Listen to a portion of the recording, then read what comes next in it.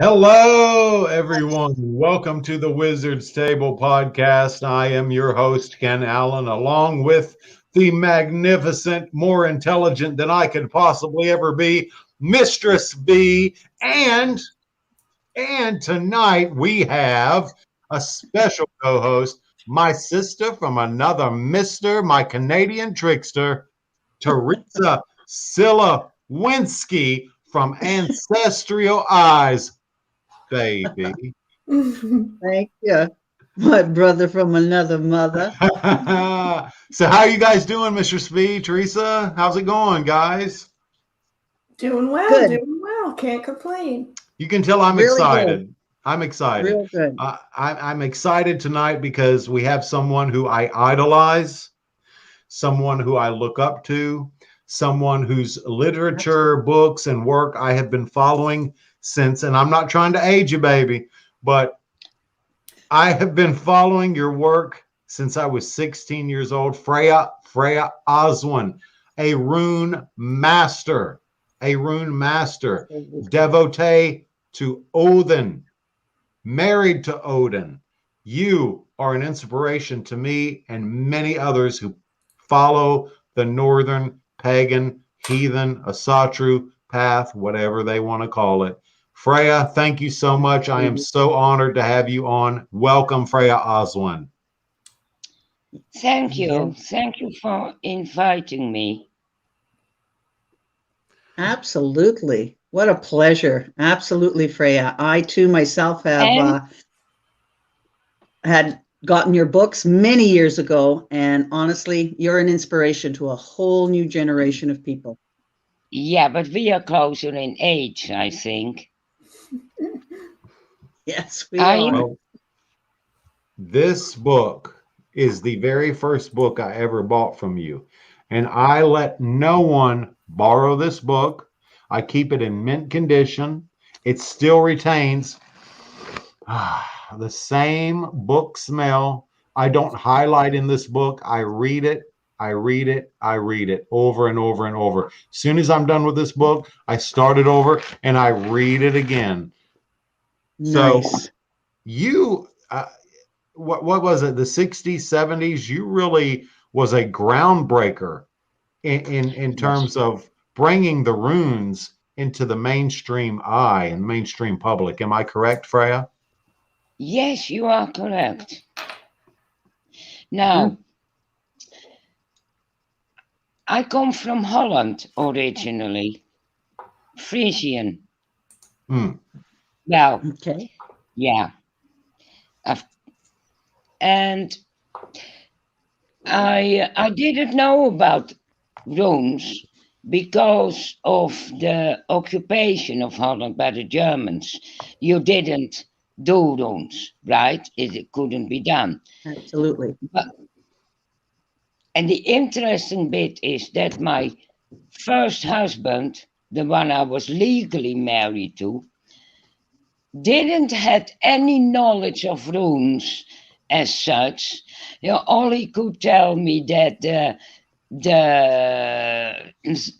certain groups, the Zulu-Gesellschaft and Balder von Schierach, they were working with the runes. And apparently every SS division had its own rune. And the Dutch SS division had the Odo rune right here on the sleeve. That's all I knew about runes. And that was enough for me not to, I wasn't interested. I was interested in astrology. And Hmm. I was involved with spiritualism, mediumship. I tried. Well, yeah, I am apparently a channel anyway, but I never got taught. But that's why I started off with. When I came out of the care system, I met this old woman in hospital where I was working as a cleaner, and she told me about spiritualism. So I went to the spiritualist movement and got involved. And then when my husband died, I got 3 different messages. And all contradicting each other. So I decided then and there that it was a load of bollocks, you know, and I joined the AMOG, Mhm. Rosicrucians. So I hung out with them for about 7 years, and then I moved to the UK and got initiated into Wicca at Alexander's place. Oh, okay. Oh, Yeah, wow, it was directly. Okay. a weird series of synchronicities. Decades later, I heard from a member of that coven who was present at my initiation, but I didn't know anyone Hmm. because Alex, High Priestess, had received a message from what they call the inner planes. Whether it's Right. Odin, it probably was, but and he was told by her that somebody would come over from Holland, no questions asked, and this person should be initiated on the spot. Hmm. Yeah. Interesting. So I got hold of a book, Alternative London. In it was the telephone number and the address of Maxine Sanders. So I Wow. went to see her. And I Mhm. was an absolute nobody and she had no time. But there was a bloke there who gave me the phone number of Alex. And you got to appreciate that my English was not perfect. I didn't Mhm. got any education. So when I came out of this postal, one of the first things I did was sign up to the British Library in Amsterdam, and every week I went and got English literature, all dumped down, like Agatha Christie, Somerset Maugham, Graham Greene, Wow. stuff like that. And they're only about 60 pages pocket, but Mhm. it goes on. You Mhm. start with A, B, and in the back of the book were all the difficult words. Mhm. And Mhm. since I have an eidetic memory, I remember everything I see, hear, or read. I don't remember it all at the same time, of course, but I do Mhm. remember it. So it took me less than a couple of months to learn English so I could read and write it. And then I went to England, got initiated, and went back Wow. to Holland. And then 2 months later, I went back to England and I met my third husband, Lionel. And I moved in with him, and we were together for about 14 years, and he died as well. But what happened was, I was just working. I got initiated into Wicca, but I wasn't really comfortable with those Greek gods. I was looking for something else. Mhm. And one of our members could see the gods. Hmm. And he Mhm. told me that there was a dark cloaked figure, hooded, in the west. Aha. And he said, that is Saturn. You can't invite him in. So we didn't open the circle. Little did I know that it was Wodan. Mhm. Mhm. But once that connection was made, Absolutely.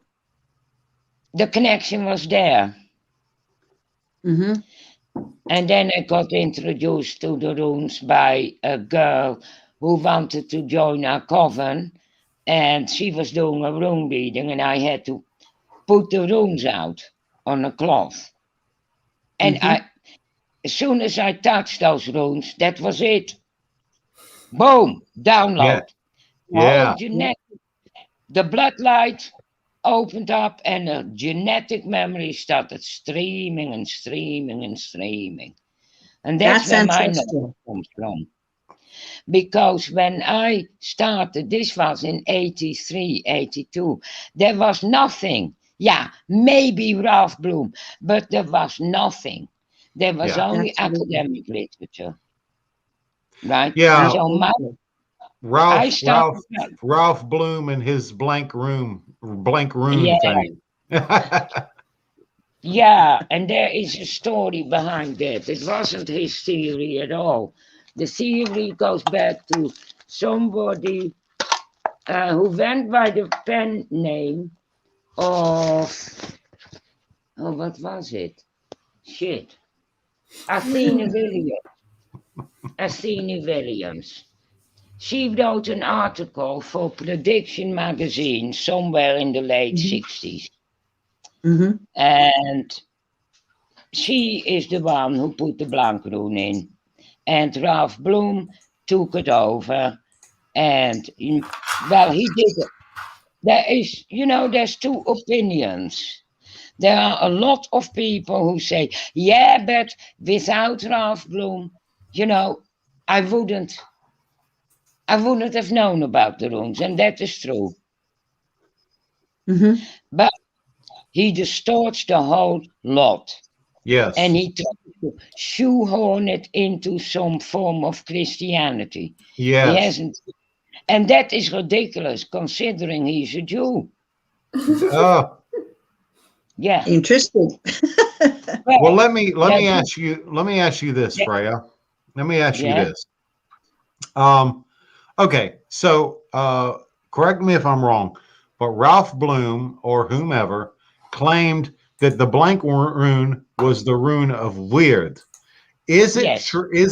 It's true that Perthro is in fact the rune of Wyrd? Yes. Of course it is. Yes. Perthro Very is good. the well of Wyrd, where the Norns weave the tapestry of life. The And Vedandian that's skull. the hidden dimension, where the Mhm. memories are, where the deeds are laid down, where the ancestral threads go back into the well, because there is an interaction above with the higher worlds and the underworlds. And we are like the stem of the tree in the middle, mediating these forces from Asgard, Vanaheim, and Leidhalfheim, and the forces of Helheim, Svartalfheim, and Jotunheim. Wow. Now, Freya, Mhm. can you talk a little bit about your now? Do you practice Saith? No, No. Do you consider yourself a Vitki, no, a Volva? yes. Can you talk about that a little bit? Because so many people don't know what that means or entails. And Well- what are the differences? Right. Okay. The differences is that the runes are like high magic. You got to know them. You Yes. got to know the myths behind it. You got to know the social, geographical, political past of our people. Going Mhm. well before the Viking Age and even the Romans. Right? Absolutely. Everybody, Vikings. It's Yeah, I only know. a very small slice in the timeline. It gets sickening, doesn't it? Yeah. Mm-hmm. And Saith is a native form of shamanism and altered state and talking to the dead.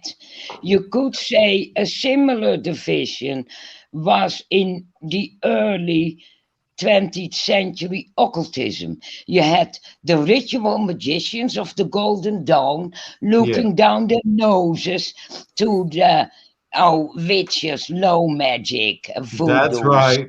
That's right. And that is the same. Both paths are, of course, equally valid.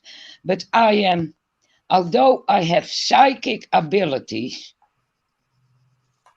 I cannot just trance out and talk to dead people and pass on messages. Sometimes the gods speak through me when I'm teaching, but it isn't something I can do when asked.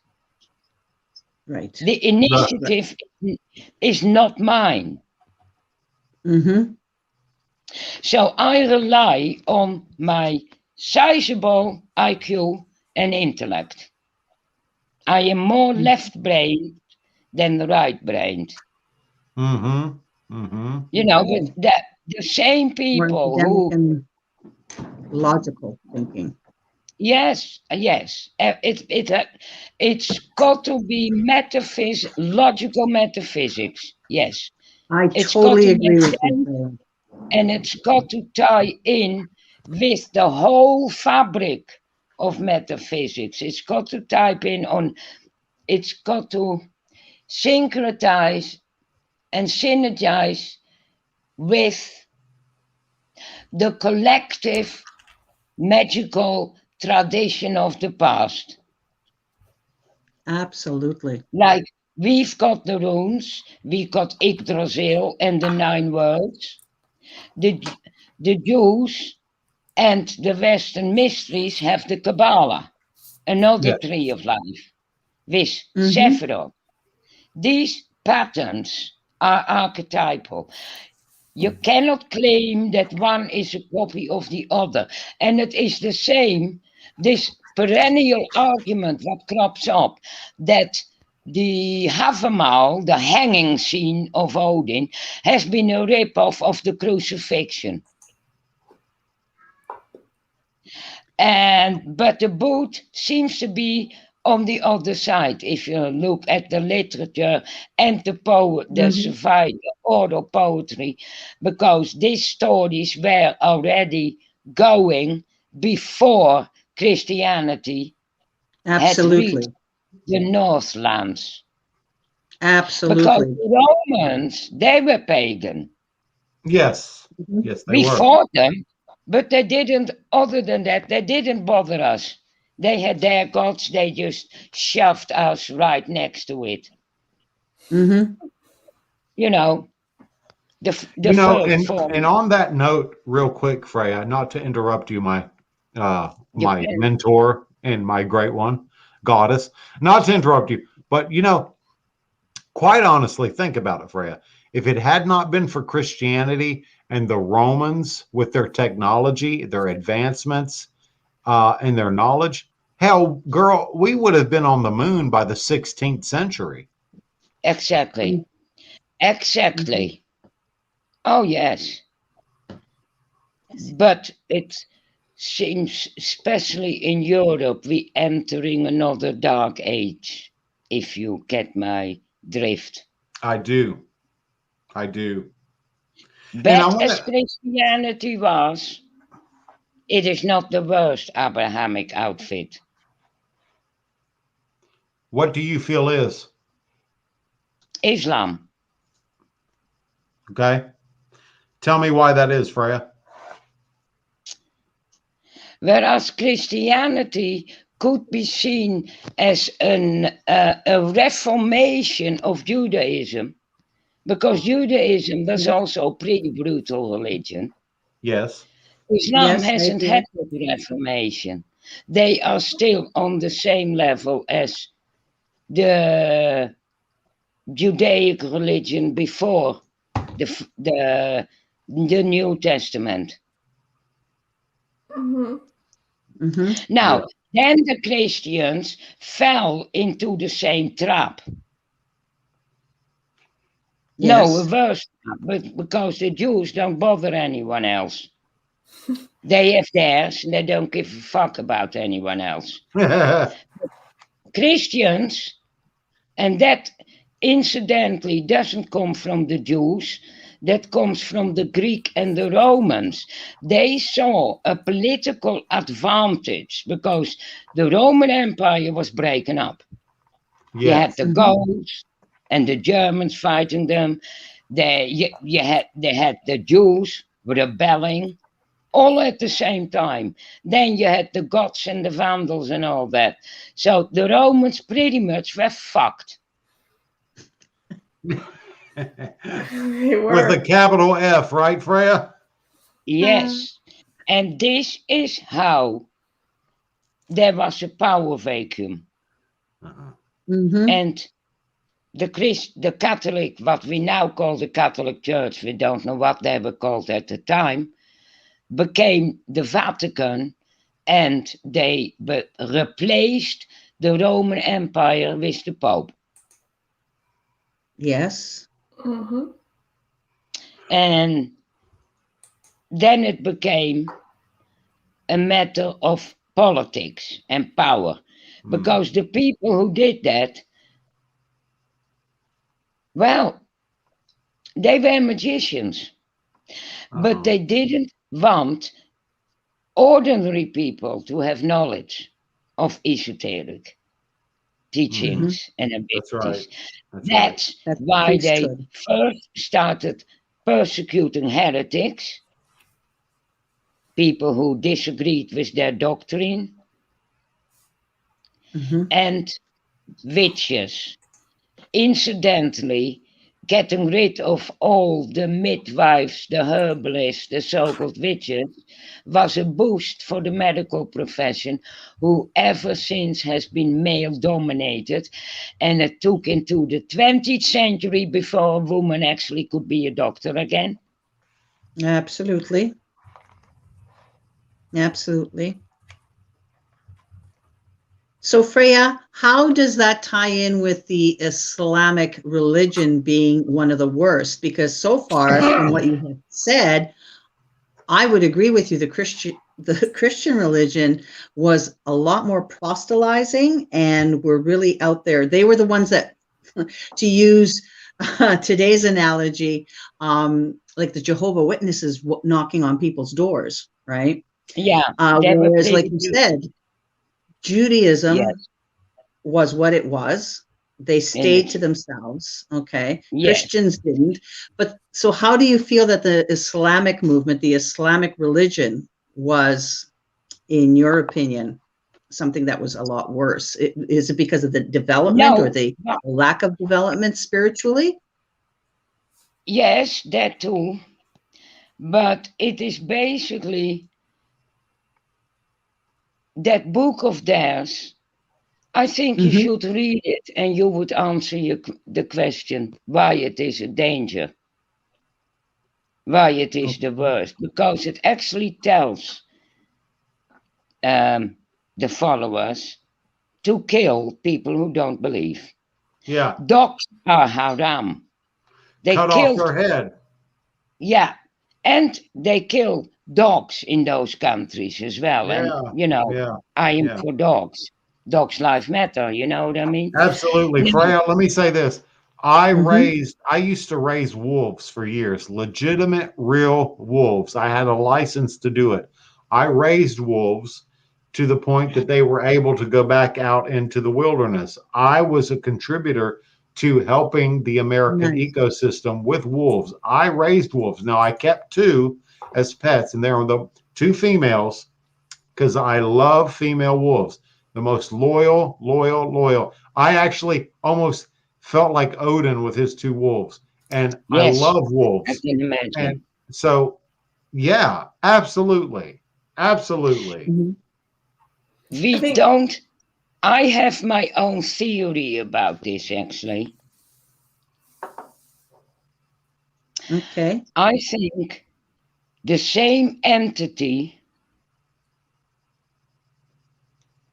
who suckered in the Jews with a covenant is the same entity who then switched his energy to Christianity in order to reach more and more and more people, because those entities, and that includes our gods as well. Yes. There is nothing in this universe what can exist without energy. There is no vacuum. And their energy comes from our devotion or our love, Absolutely. physically raising the energy Mm-hmm. to the gods when we do our worship or just buy a candle and think about the old bugger. You know, something simple. But Mm-hmm. that raises energy they consume, Yes. Mm-hmm. right? Now, there are two ways of doing that. One is the right way, which is our gods or goddesses in alliance. We do our rituals, we breathe into their statues. Yes. Some of us may give them a drop of blood once in a month. Mm-hmm. Whatever practice little devotions of magic is energy. The energy is carried from the mind, the thought, into the physical world, like the blood, the candle, or the slip of paper, and then converted through light or incense in a, shall we say, digestible form. Mm. Mm-mm. It's Into the difficult to ethers. explain. Now, this is done by mutual consent, Mm-hmm. but the other entity could do better out of Christians humiliating, living in sin, fear, and guilt raises massive emotions, and that too is sustenance, and Mm-mm. that sustenance will resonate with the level of the consciousness of the entity consuming it. I agree with you. I was raised Christian, and there's more in that book about what not to do than what Mm-hmm. to do. And Yes. there's this constant sort of guilt and fear of, okay, am I living within these rules? Like pretty much all of the 10 commandments are don't do this. Don't do Well, that. I Don't do grew up. that. Well, I grew up a Catholic. I was born and brought up Catholic, but meest Jack didn't even bother, you know. No, I was onto something else. It is the same entity or the same egregore, to put it more in occultist format. Well, we have a Mm-hmm. question, Freya, from the audience. Let me see if I can find it. Yeah. Okay. Nathaniel Sandoval. I think I'm saying his name right. Sandoval. Sandoval. Sandoval. Oh, Sorry. from Earth's Final Conflict, Agent Sandoval. He wants to know, what is your Yes, take I can. on On demonology. demonology? Yeah. Well, the gods of the previous era become the demons of the new era. Most of the names of the demon Absolutely. go back to Sumerian time. I mean, Absolutely. our gods, Very the well. Aesir, rest on the shoulders of the earlier gods, the sons of Ivalda and the Vanir. And this is how gods beget gods. Yes. Absolutely. And the new gods are the new gods, and the old ones are the demons, and so on. Yes. And Yes, it's an yes. The new gods But become good, the old gods become demons. absolutely. in monotheistic replacement, yes. In polytheistic replacement, no. Because the Aesir were later than the Vanir. In mythology, they had a war and had a truce, but they mingled. They became one tribe. We now say the Aesir, and we know bloody well the Vanir are included. They're now a unit. Mm-hmm. If it is a monotheistic religion, a monotheistic egregore, it swallows everything up. It doesn't share. That's right. That's And right. that's the And entity you that's speak it, of. why all these Abrahamic religions are very dangerous. Islam is dangerous at the moment because of what goes on in the Middle East with ISIS. You know, I live in Europe, you know. There has been a lot of it with killing Christians, setting cathedrals on fire. France is apparently in a form of a civil war, but you won't hear about it on the media. Totally blocked out. So essentially, what you're saying is that no matter which history, no matter which monotheistic or polytheistic, demonology and regular worship pretty much go hand in hand because they're always at opposition, or they're a unit that when you have one, you have the other. So, well, yes,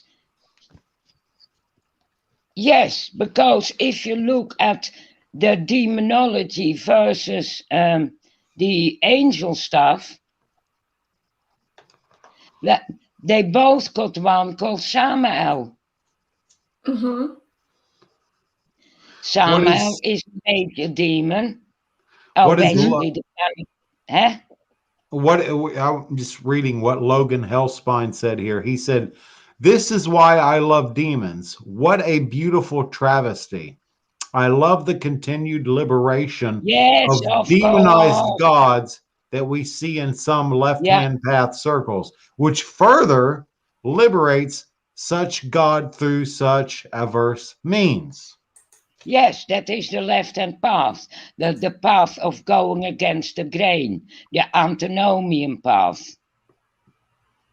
I mean, I am on the left-hand path, but more in the transcendental. The left-hand path can involve a lot of sex and BDSM, all used as consciousness raising technique, but that is not my left-hand path. Is from the mind, by just looking at life what it is, not what you would like it to be.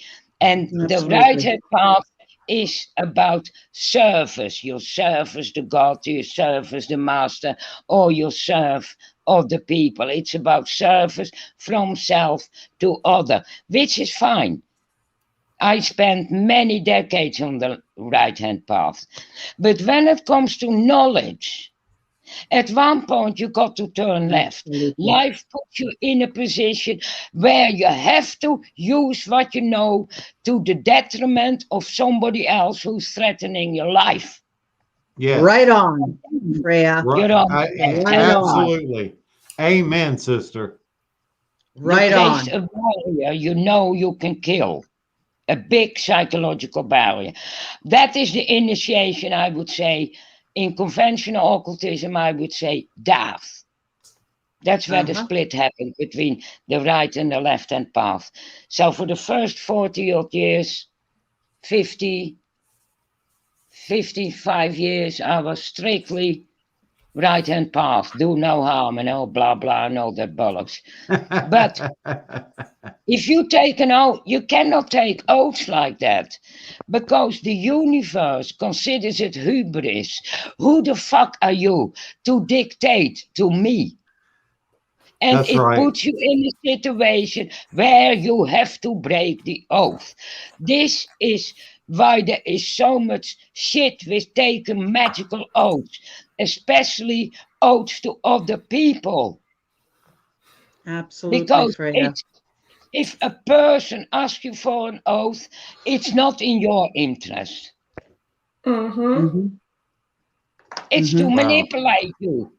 Like this organization, the Truth, they insist on everybody to sign some declaration. Yes, the Truth.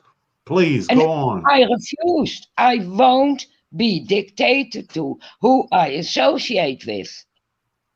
I'm not going to be told. Freya, I want to ask you a question. It's controversial, but this is the Wizard's Table, and we don't give a shit. We ask what we ask. What we ask. You ready, girl? You ready, baby?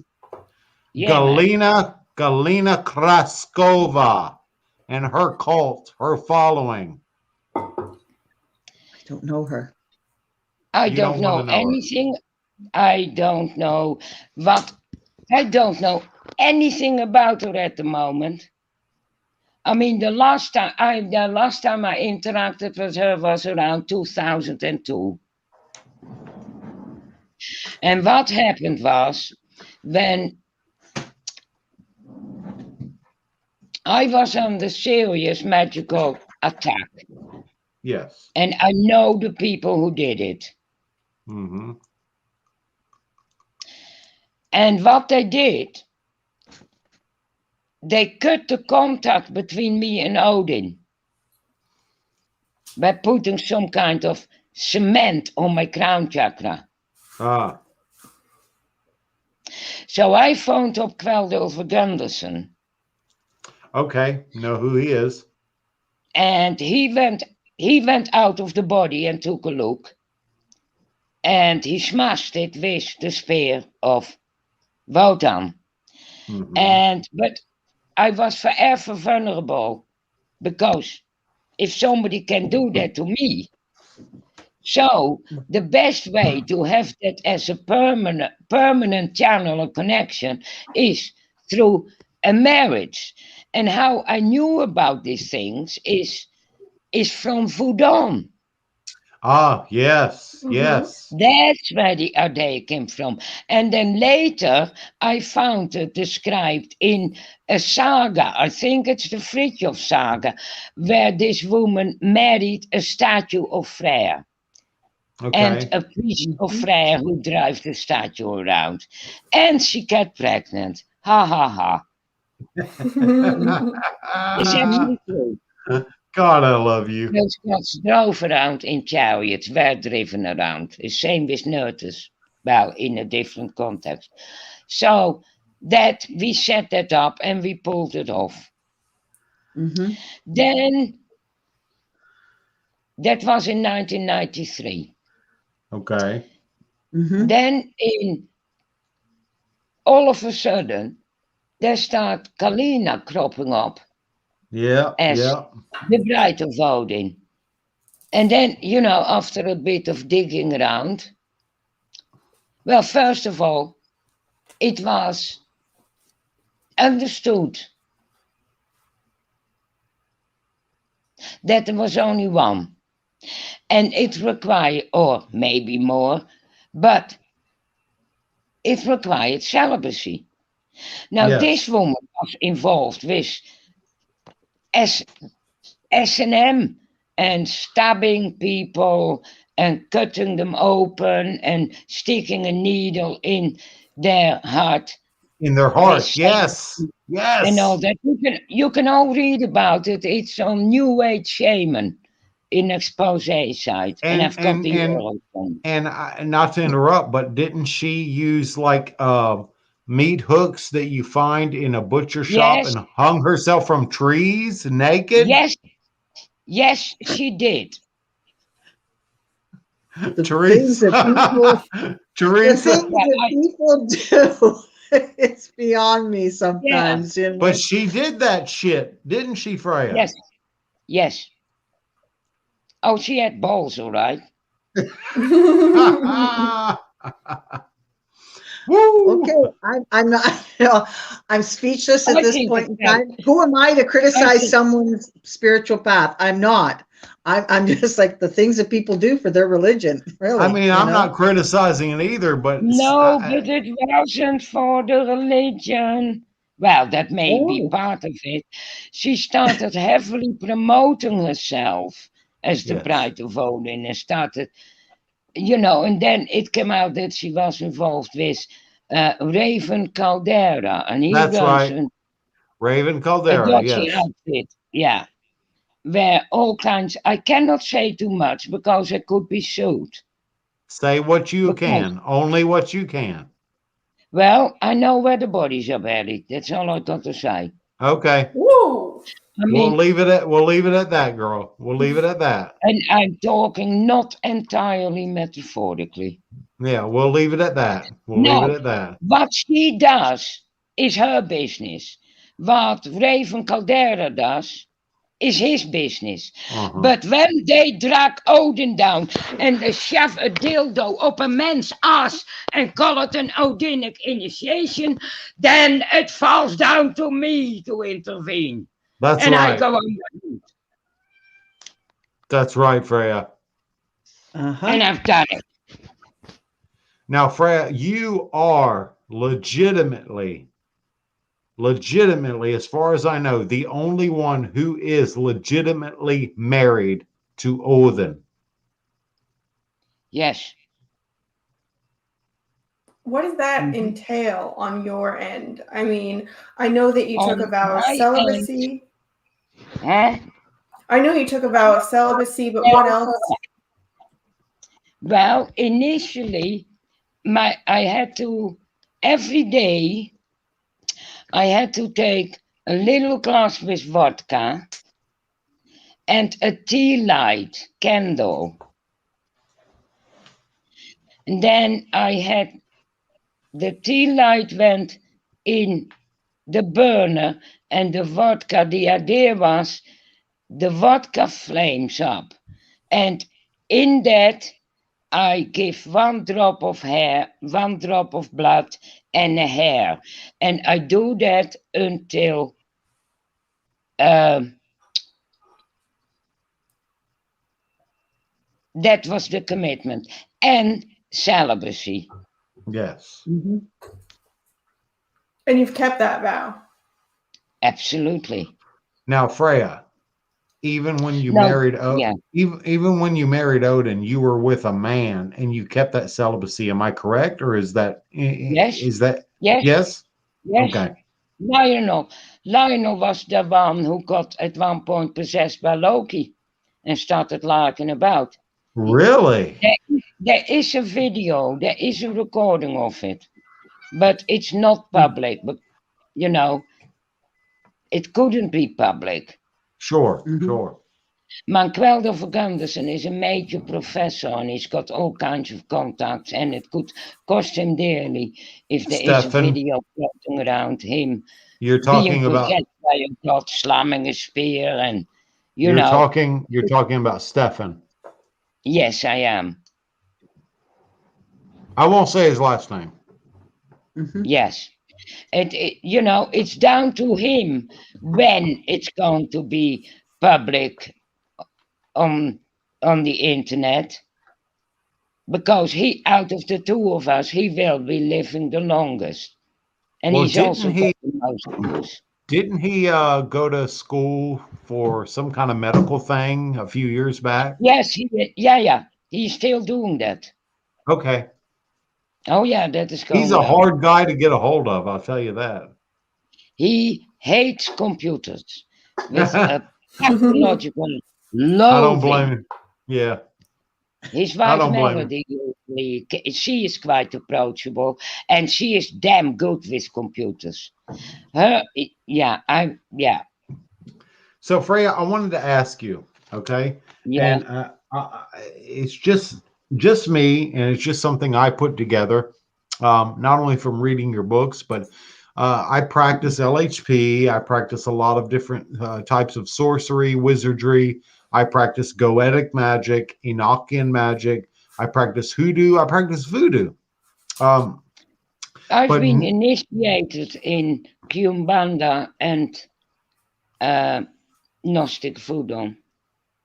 very nice. Very And Awesome, I've had Freya. been initiated in Santeria as well.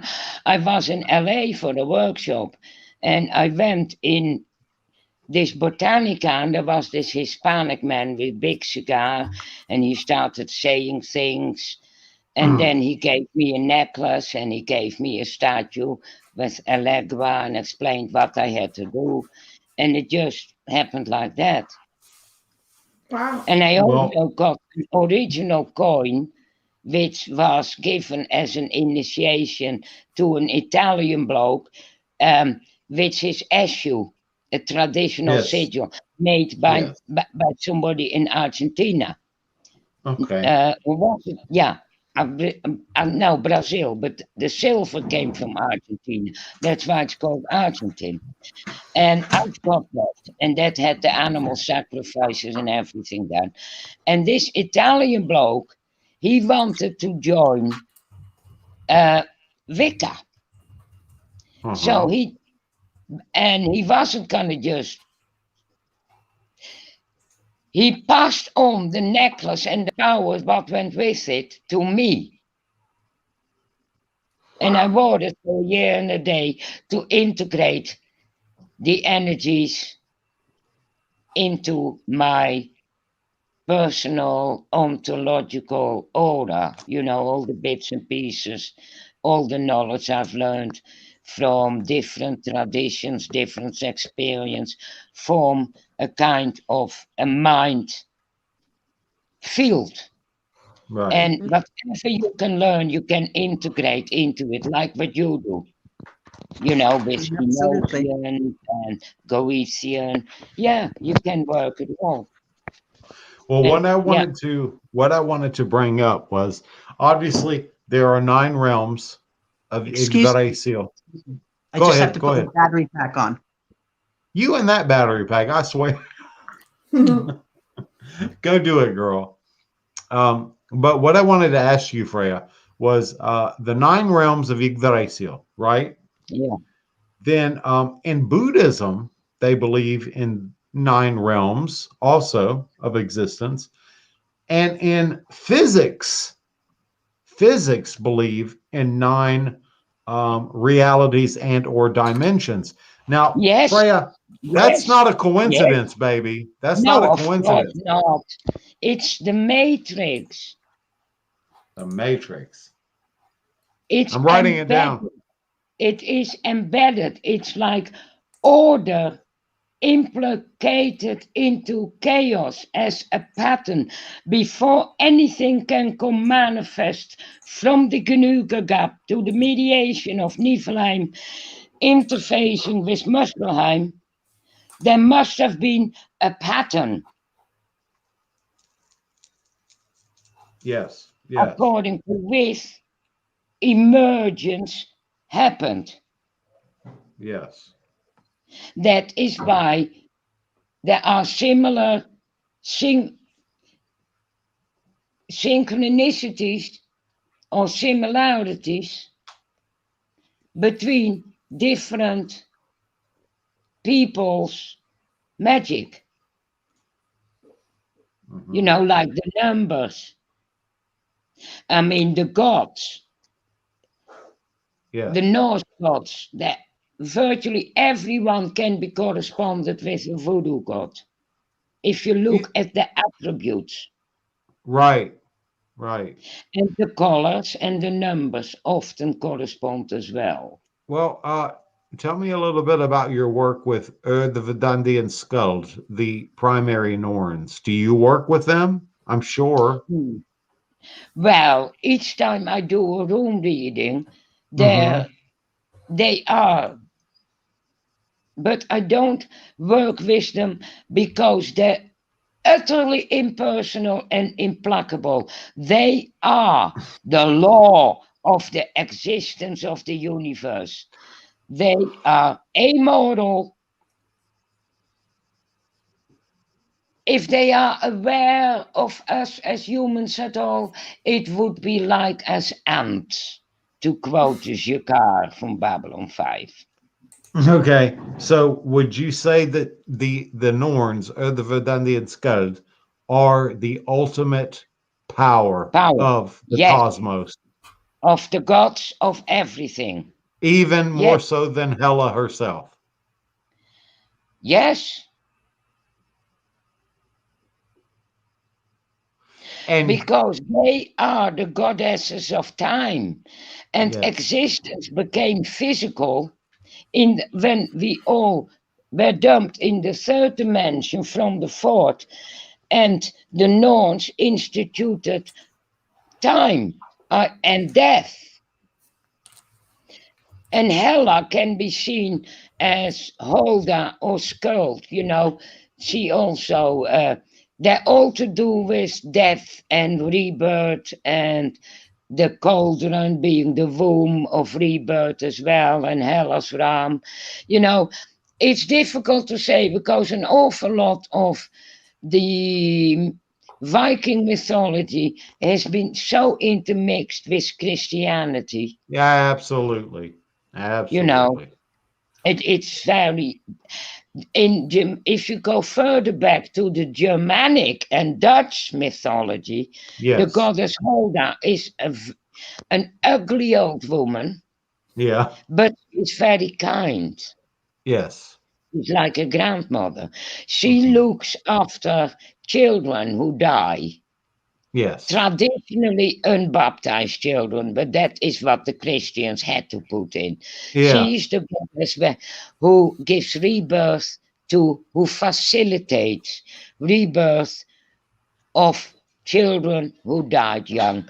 And as a personal experience, UPG they call it, I know that that is, Unverified personal gnosis, right? Yeah. yes, that is where dogs and cats go as well.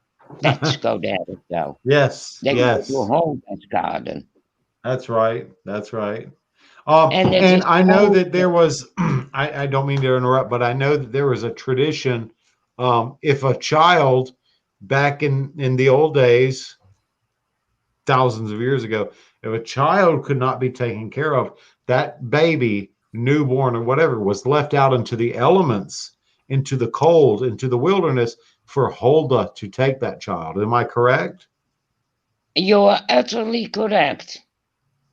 Nowadays, they're put in the care system. Yes. Yes.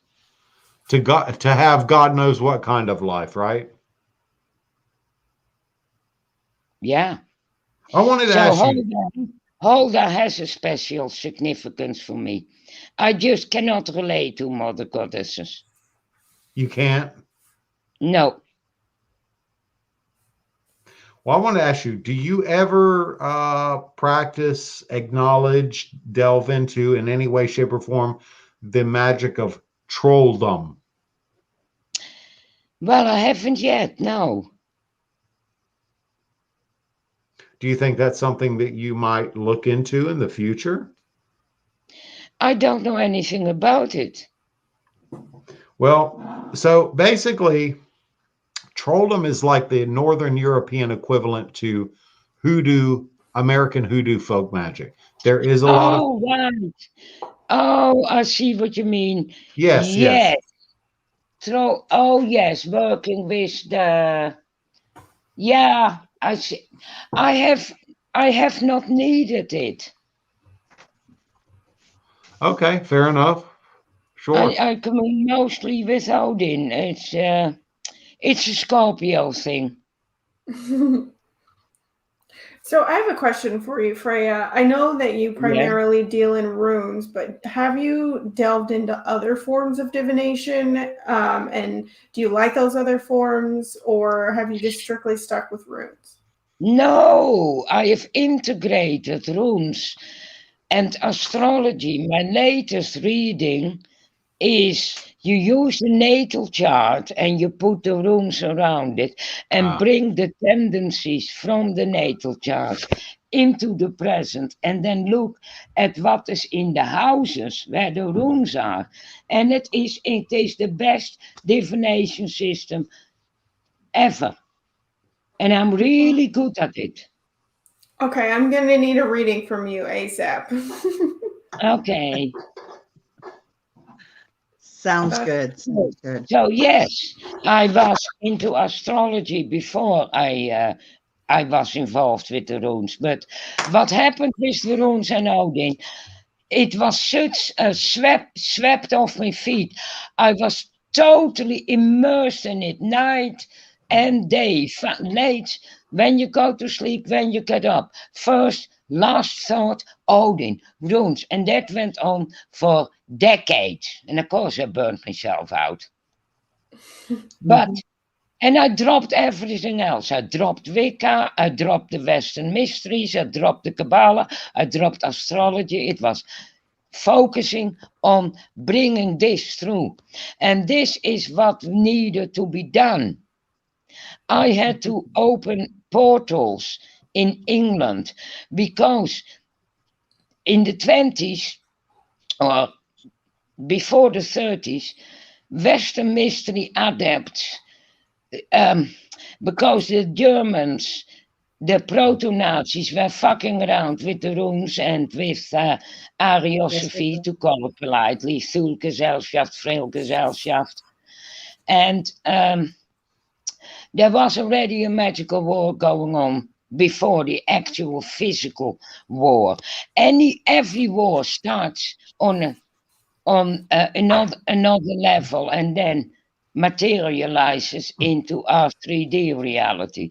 So this was already happening on the inner planes, and they were basically, they put a dome, so to speak, a lock on England and the Netherlands against the Germanic gods. Yes. And until in Holland, there was nothing. I was the first one who opened a portal there in 93, and then the rivers overflowed. But I also did it in England at the Rollright stones. There was a king stone there, and the other stones, the knights. And what I did, me and Russell Scott, we had a ritual from Gareth Knight, which is an Arthurian mythos with the 12 knights and the stone and the king stone after. So what I did, I rewrote it and I invoked Woden into the king stone at the Rollright stones in June, 21st of June, 1984. But I didn't close the portal. I left it open. And then within a year, there was science fiction books about the Norse gods by Carter, Howard, Smith. Lots of science fiction stuff. And I started giving talks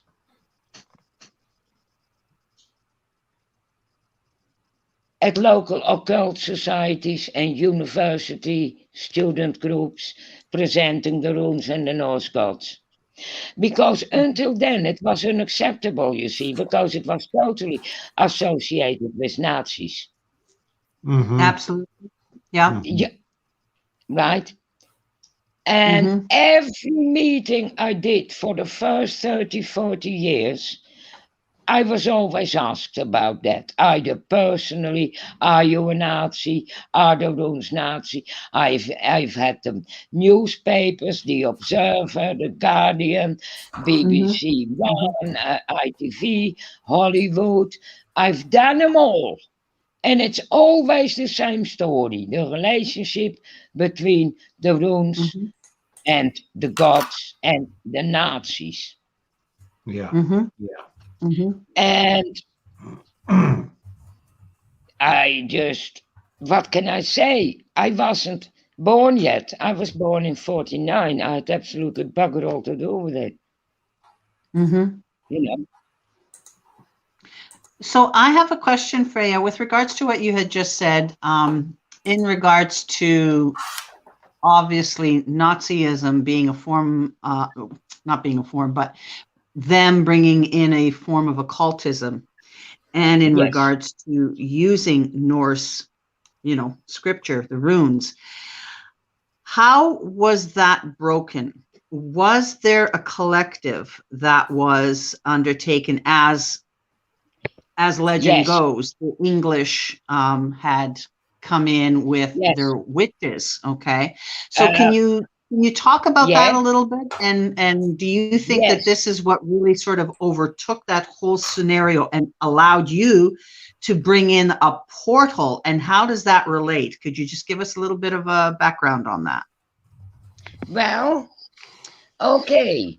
First of all, I wasn't supposed to open the porthole. Dine Fortune was supposed to do it, but she died in 50. No, she died in No, 47. in the 60s. So Okay. I was sent there. Now, there is a book, Priestess, written by, I think, Alan Richardson, and it's one of his books, which is about Dine Fortune's magical diaries. And in one of the workings where she went out through the two pillars in the temple, she met up with Odin, who tried to extract a promise of her to stop exclusively looking at Egypt and looked north, right? But Mhm. she didn't live long enough. So I had to finish the job. Okay, and so this is when you had opened up the portal, right? No, this was in 1940. Oh, okay, sorry. Yeah. Yeah. And of course, at the time, it was in the 20s or even earlier, at the time, she would have been absolutely mad to start invoking Norse shit and Germanic shit. Because they, in Germany, there have been groups operating since the beginning of the century Mm-hmm. with a nationalist agenda. Yeah. Certainly Yeah. an anti-Semitic agenda. And British occultists were well aware of that. So Dine Fortune and her crew, Mm-hmm. some of them may still be alive today, worked against that. They were known as the Avalonians. And there is a book, The Occult Battle of Britain, by Paul Weston. He is one of a descendant, spiritually speaking, from one of those groups, and he knows inside out everything from What the has English happened? side, whereas I already knew stuff from the German side through my first husband, who may have been involved. Mm-hmm. And Or when at you say least, may have been involved, is that on the British side? and no. Okay. The Occult Battle of Britain. Yes. Yes, that's the one. And everything in it, so far as I can track it down with my own sources, is correct.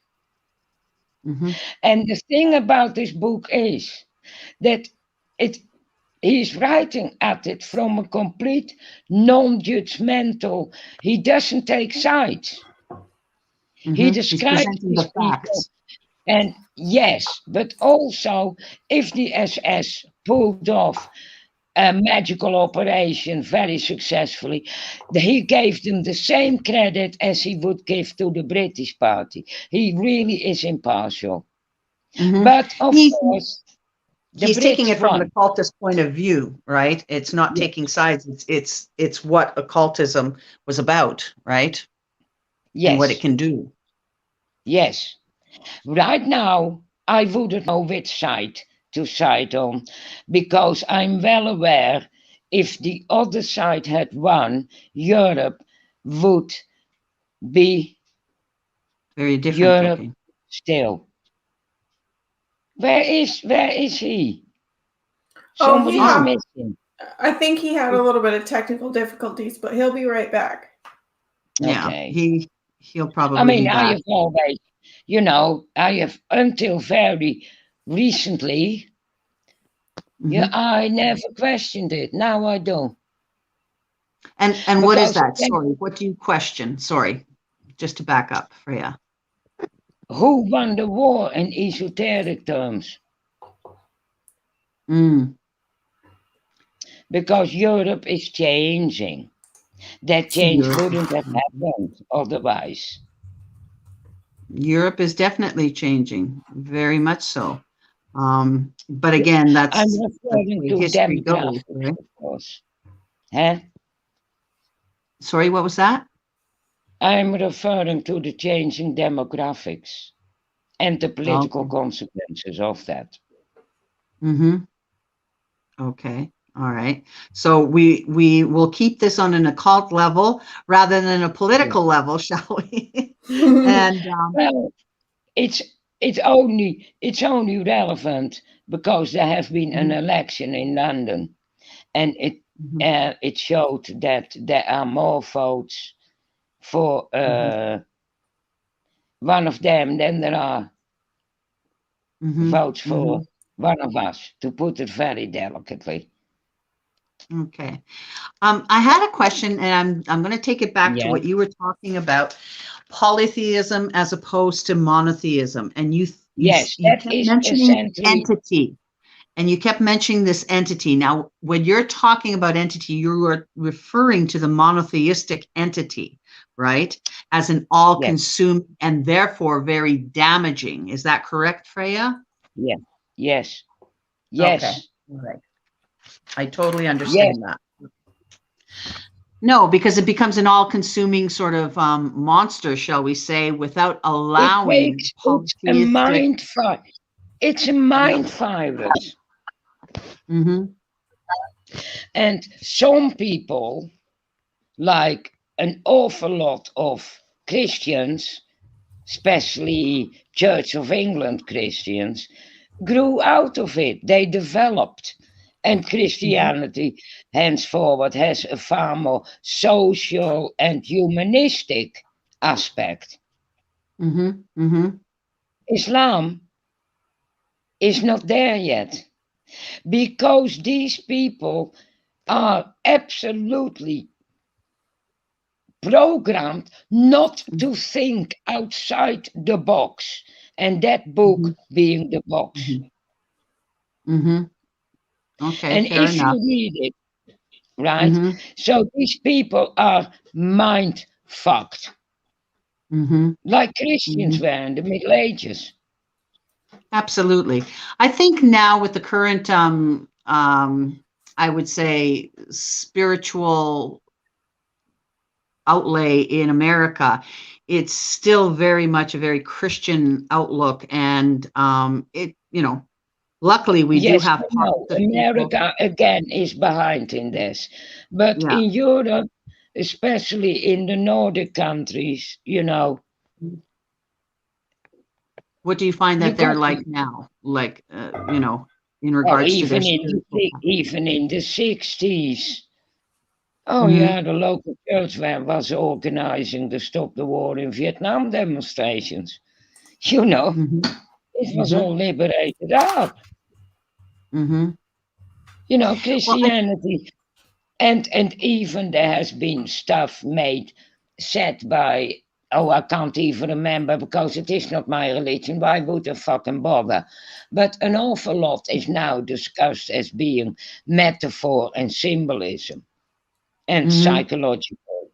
Of psychological value, these teachings and those, people don't believe literally in it anymore.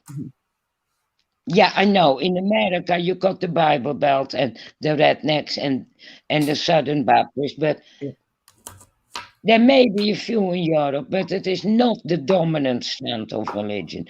The dominant stance of Christianity is Catholicism, which is pretty much Christian paganism, really, with all this goddess worship and all and people having their little house altars and they're doing their little litanies to the saint. It's magic.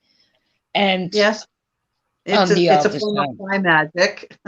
Yeah. Right. And on the other side, you got the Protestant Christians, and they basically are mostly involved in making money, capitalism, and driving the economy forward. Well, but at least they don't go around chopping people's heads off or setting churches on fire. You know what I mean? Yeah. No, true enough. Now, getting back to, with regards to what you're practicing now, Freya, do you still practice your runic? I know with regards to divination, you incorporate your astrology and your runic casting of the divination. But as a private practice, what is it that you do? Do you still practice in the old gods? And with regards to that, do you still adhere to that? Because I know you mentioned that you also had been going into voodoo, was it, or Kimbanda? No. I didn't go into voodoo. I was invited. It's Okay. like this. The more magical groups are interfacing with other magical groups and doing cross initiations, the stronger the magic, as in polytheism, becomes. It's a matter of sharing. A lot of Very interesting. material in my book has been derived from the Western mysteries, and particularly has been influenced by Dime Fortune, right? Everything what works, it gets incorporated. Now that is the Gemini and the moon in Gemini. I totally That's you. understand that. I'm a Gemini as well. Yeah, everything gets synthesized into a personal system. Yeah. That's good.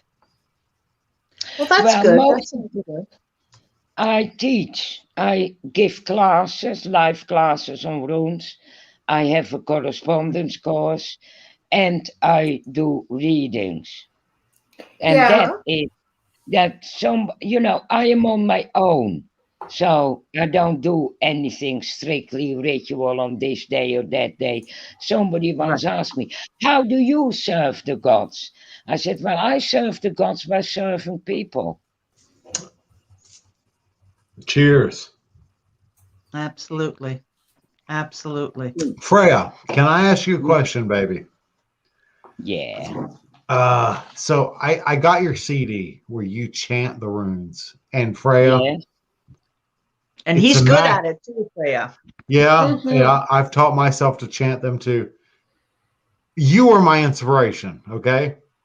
Lovely, yeah. When it comes to the runes, you have always been my inspiration. But I wanted to ask you, would you be willing right now to chant just a few of the runes for us and our audience? Would you be willing to do And that for us? and Ken, can you Please, join in? I would please, like Freya. Ken, can you join in? I would I'll love join. to hear. I will join in with you, Freya. Perfect. Yeah, but Let's then hear we it. have to agree on which runes.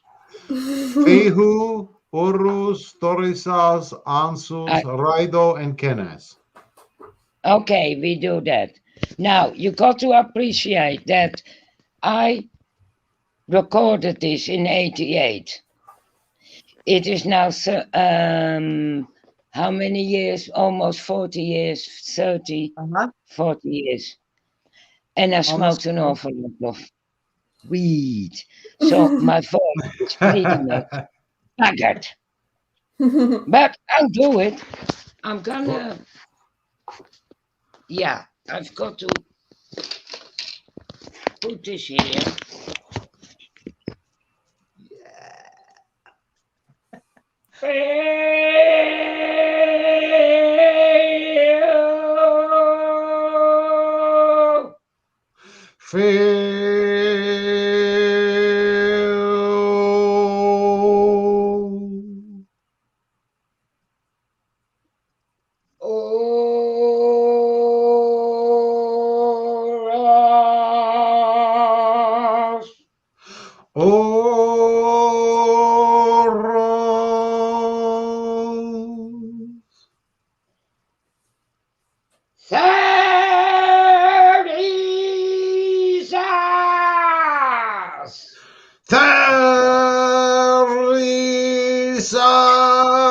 Therisas.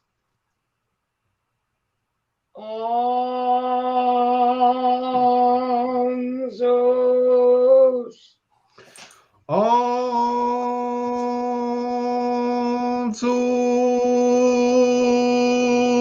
Onsus.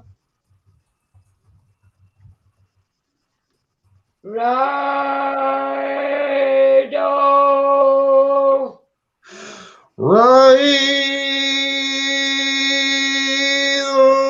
Raido. Kenas.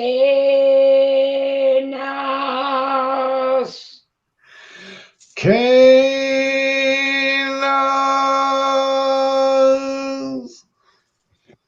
Now, my voice is not your voice for the simple reason that you got a pair of bollocks and I don't. You've got to find your own key note. There is a note which you resonate. So you got to go higher or lower, and you know you got the right note when you feel something fluttering right above the heart chakra. Well, let me try it this way.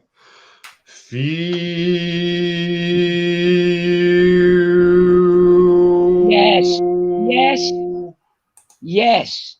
Far more resonance and more power.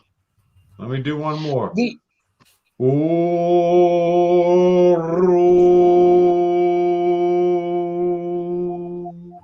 Is that better? yes, yes. Now, Good one. another thing is you got to put the emotion of the rune in your voice. Fiu is the rune of power, luck, fiery energy. It is at the beginning of the Futhag, it is the first of the rune. So you want to feel you feel the enthusiasm of the element of fire. All right, let me do it again, okay?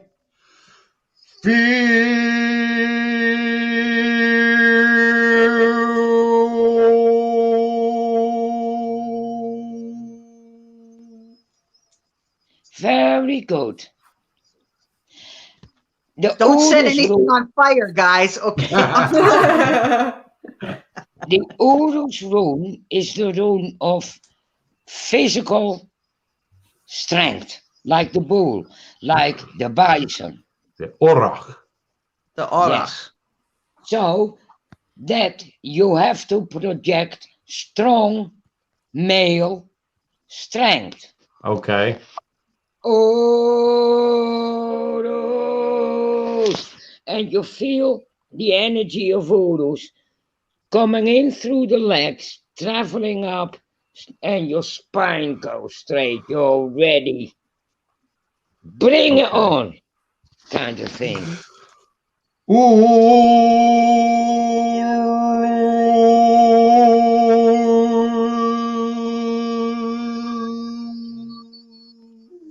That is drawing the energy upwards from the earth. And Fiu is grabbing the energy from the higher worlds. Fiu, you start there. And with Urus, you start at the bottom and you go across. You draw the power of the earth. And Fiu, you draw the power of the sun. Okay. Freya, I have a question. Do you think that runes are accessible to everyone? Because I know that there are several forms of divination that if you don't have the gift, you shouldn't do them. But do you think that runes are something that can be learned and utilized by everyone? Or do you agree that... Okay. Good question. No. Can you explain a little bit? The key is in the language.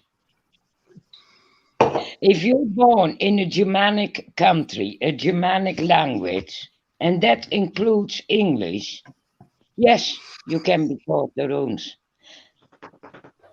But if you're born in the Far East and you have a degree in English at the university, and then ask me to teach you runes, it's not going to work. And why is that? Because the English, it's the language. If that same person, Chinese or whatever, would be born in England or America, it probably could work.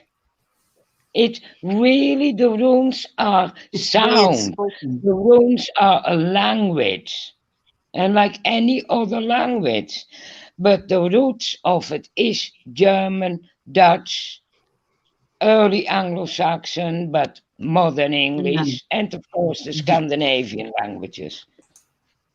So it Mhm. has to do with the language. It has nothing to do with, for instance, skin color.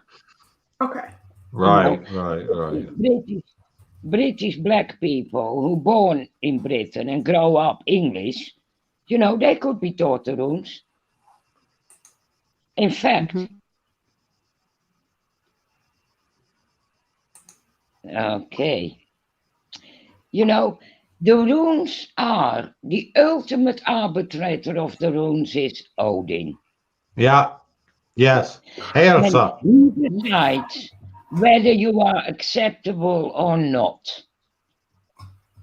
Mhm. I have to tell So, you, Freya, the first time I invoked Odin, I had my altar set up. I had pictures, statues.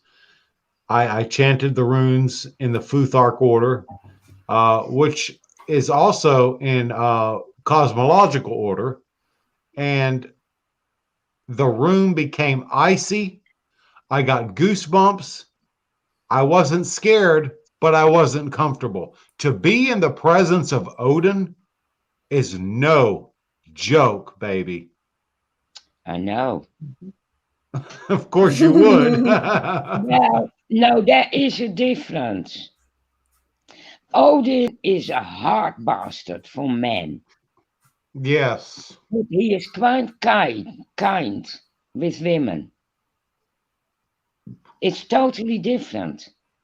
I Mhm. mean, if you read the mythology, for men, the task is warrior. Yes. Mhm. For women, he goes to Groa, he calls up the Volva, he talks to Freyja, he goes to women for consultation and advice. He And goes to sex. men Absolutely. to wage war. And he likes to breed with giantesses. That too.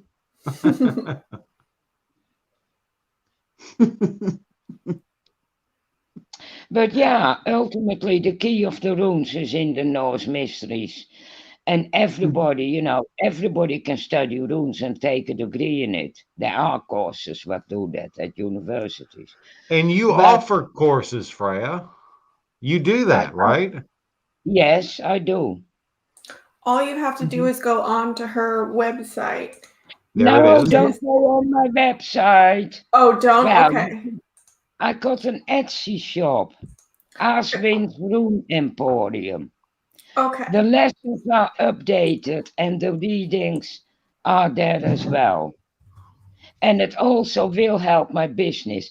I'm gonna transfer everything from my website to Etsy.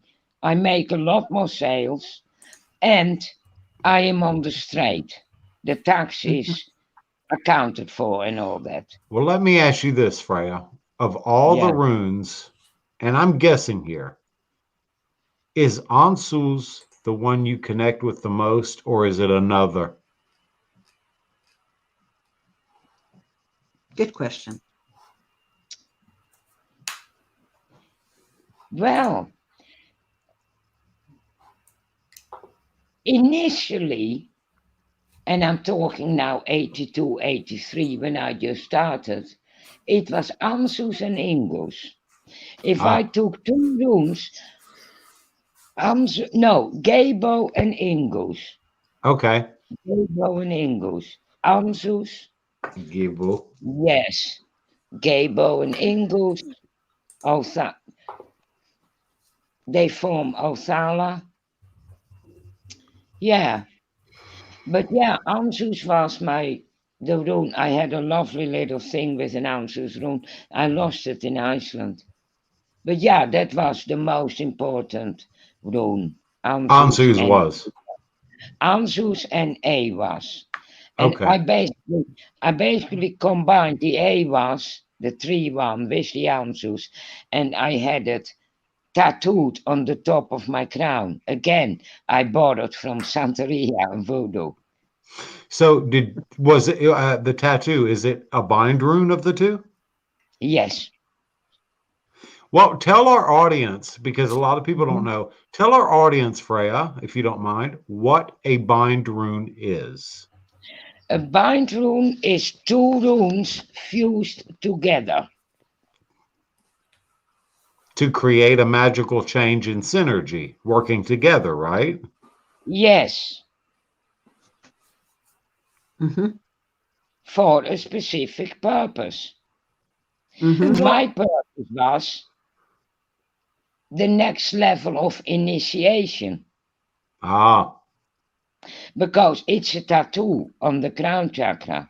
But an ordinary bind rune, for instance, if you want, you're looking for a job, right? You're gonna bind the rune feel, gabo, and Runyo, or okay. Awas. Awas being also associated with the bow, with hunting. So if you're going to look for a specific item like a specific book or a specific brand of tire for your car and you can't find it, the Awas rune can be used as a hunt. It shows you the way. You got to work with the runes, with these things. You got to, these are my meanings. You got to make up your Right. own by using them. Well, Freya, I can't remember what it was. It was back in 2011 or something like that. I live in Tallahassee area, okay, North Florida, and Mm. I took a airplane from Tallahassee to Virginia. All right, first time I ever been on a damn airplane. Girl, I was scared shitless, okay? So I took the Algi's rune Yes, to invoke the protection of the Valkyries. yes, I wanted their protection. I used Raido for the fact that I was yes, traveling, and yes, I used Evas to represent the vehicle of travel. yes, I put them together as a bind room to protect me uh, uh, on the flight there and on the flight back. It was a beautiful pagan festival, and I was the only one. I was the only heathen there, but nonetheless, the runes protected me. We didn't even have turbulence. So I created wow. a Lucky binder you. and I just put it on a piece of cardboard, a little piece of cardboard. Oh, yeah, Awesome. yeah, very. Yeah, Divination and a form of magic as well. I find that very Absolutely. fascinating with runes. And this is what makes runes so, I think, appealing to a lot of people and why people come to it, because they realize they can also create and manifest. Yeah, they're not yeah. just for answers, they're for movement. Mm-hmm. Mm-hmm. Yeah, you Oh, yeah. could. But I think answers. I mean, isn't that the whole point of divination, right? Like, No, I don't it's know. not answers, yes, but it's more than that. The word divination is consulting with the divine. So Absolutely. it's Yeah. not fortune telling. Mm-hmm. Right. It Sorry, is. I'm popping in and out. I just seem to have some technical issues, so I missed the question. I don't know what the question was. Are you not recording it then? Oh, we are. No, We're live. yeah, we're Yeah. live. Live and being recorded at the same time. Oh, yeah, Mm-hmm. that's what I mean. Well, it don't matter then, does it? You know what? I'm gonna make myself a cup of tea. You make a cup of tea, Freya. Do your thing, And a baby. big spliff. I I wish I was there to drink a cup of tea with her. I wish all of us were there with her right now. Oh, I know. Wouldn't Teresa, that be something? No my kidding, eh, sister, Chris? my You sister. got Could you you got to come visit me. We got to have some tea for sure. you know what? Absolutely. You know what, Teresa? I looked Um, on Google Maps And you know what? Yeah. You know how long it would take me to get to Ontario on a bicycle? I'm not A kidding. And A that's with year or more? no 16 days. Really? Yeah. That's Oh my God. So two, you're going to get on a bike? hell no. Ken, why don't I drive? I'm inviting myself. I'll drive. You drive, and then we can get there a lot sooner. But yeah, Absolutely. Teresa, Mistress D, Ken, drive on up. Okay. The door will be open. I'll make a pot of tea. Absolutely. Carmela, yeah, that is the best, You know right? what? Carmela doesn't live that far from me. Actually, today when I had posted on Facebook where I had gone for my favorite poutine, right? She said, "So when am I being invited?" I go, "The date, name it, whatever." So Right? okay, first of all, I'm not getting on no bicycle and riding to Canada, okay? No, But if I no, did, no. it would take 16 days, and of course I'm going to have a backpack, and I'll camp out in the woods. You know, I No, live you're in coming and Florida. camping out here. But Carmela would join us, is what I'm getting at. Believe it or Yeah. not, I'm very well trained in survival in the woods. There is nothing, Teresa, I kid you, alive. There's nothing in the woods that you can't eat. No? I have done But survival there's for things you have to be careful of in no, the well, woods. plants. 30 days. I did a 45 days. I did a 45 days thing in the woods. It was a Native American thing. I stayed in the woods for 45 days. I had nothing I but a believe you small can do tent it. and a knife. Mhm. I ate grub worms. I ate lizards, bird eggs that I could find, Awesome. even earthworms. Ken, I have to And say, And wait a minute, and grasshoppers. Now you have to cook grasshoppers because they carry tapeworms. Anyway, go ahead. I have I to was say going to that say, go ahead. knowing northern Florida, that's not much different than everyday life. Not really, because I've ate rattlesnake, turtle, squirrel. Possum, raccoon. I Please, won't okay, eat. please I tell won't eat a me. possum. I Please won't eat a tell me that you possum. cook this stuff. Please tell Oh, me yeah. that you cook this stuff, okay? Oh yeah. The grub worms were not cooked, but and the earthworms were not cooked. Everything else was. Girl, you got to do what you got to do. I'll pass. I'd like everything fried with a little bit of butter on a So I skillet. I can be there in 16 days on a bicycle, Teresa. All But right, when I get Colin. but when I get there, I'm going to be hungry as hell. So you better be ready. Absolutely. I will feed you. I'll make you tea, whatever, in a nice fluffy bed to Well, lay in. to get to know Rune, Oh, yes. And our guest is back. Go ahead, yes, Freya. Goddess. about the chanting of runes, you Yes. got to know the rune, i.e., Mhm. not just knowing it intellectually, but you got to tune in to the frequency of that rune That's and right. then translate that with your voice and trace the rune in the air or on a candle. Absolutely. You got to literally feel the transmission of the runic force.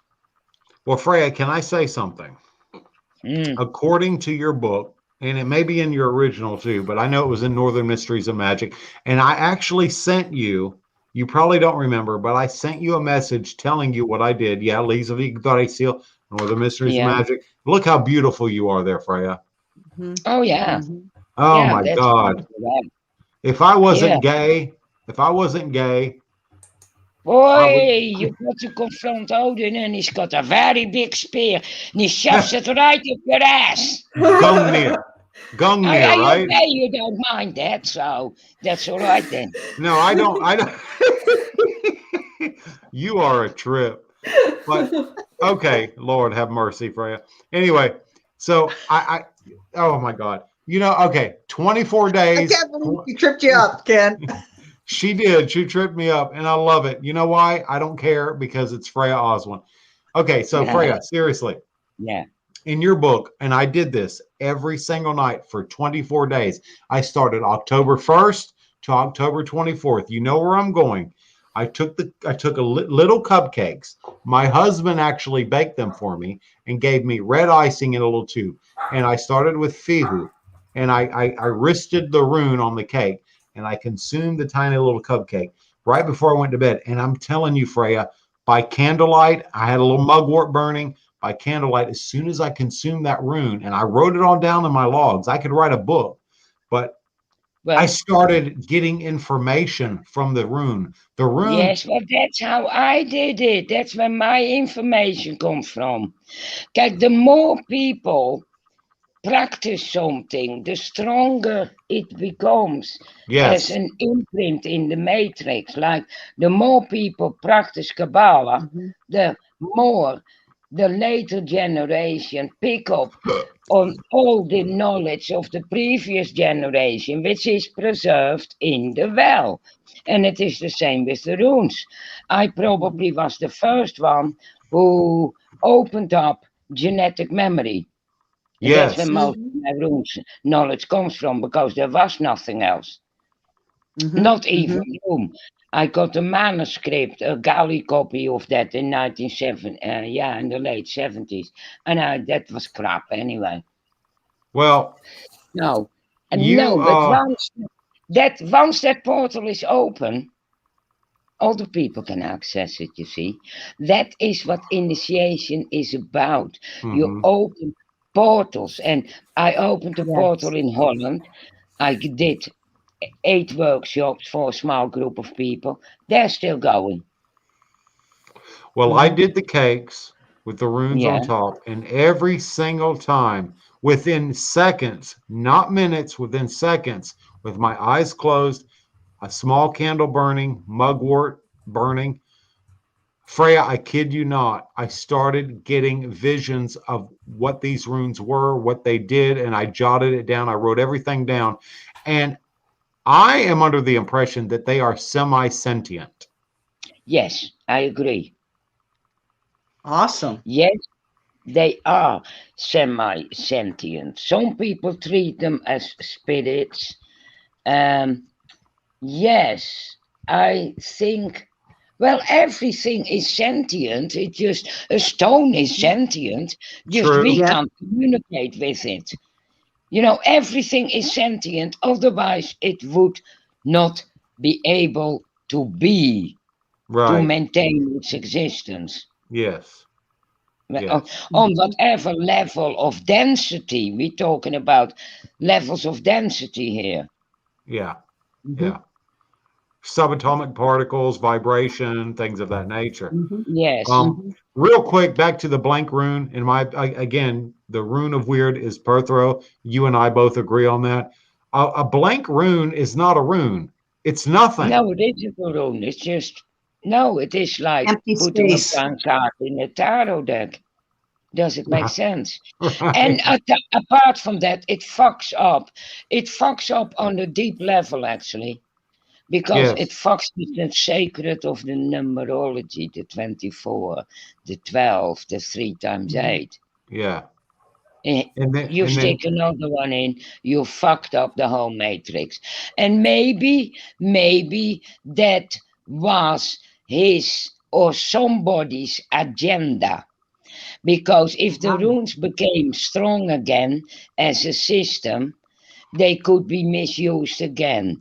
So what is a Jew doing, sticking a 25th rune in a perfectly holistic, comprehensive system, yeah. allied with Well, I mean, number? it doesn't align with the three sets of 8, the three I atir. think exactly. Now, right now, the more you bring it up, I think it was a deliberate act. It was a act of sabotage. Do you think so? Because, yes, I do now.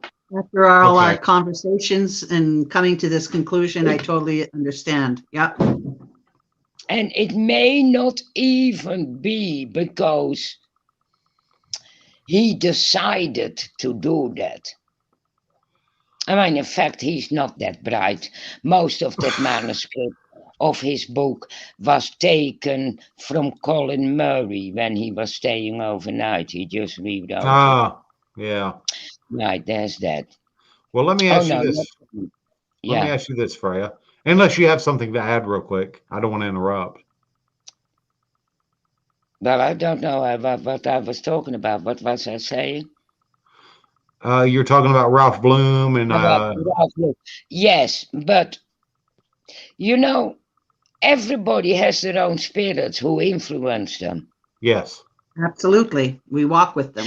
And Mhm. like we got political parties here, you got something like that on the inner planes as well. There are forces what would not take kindly if the runes became a major, powerful system. Yes. Mhm.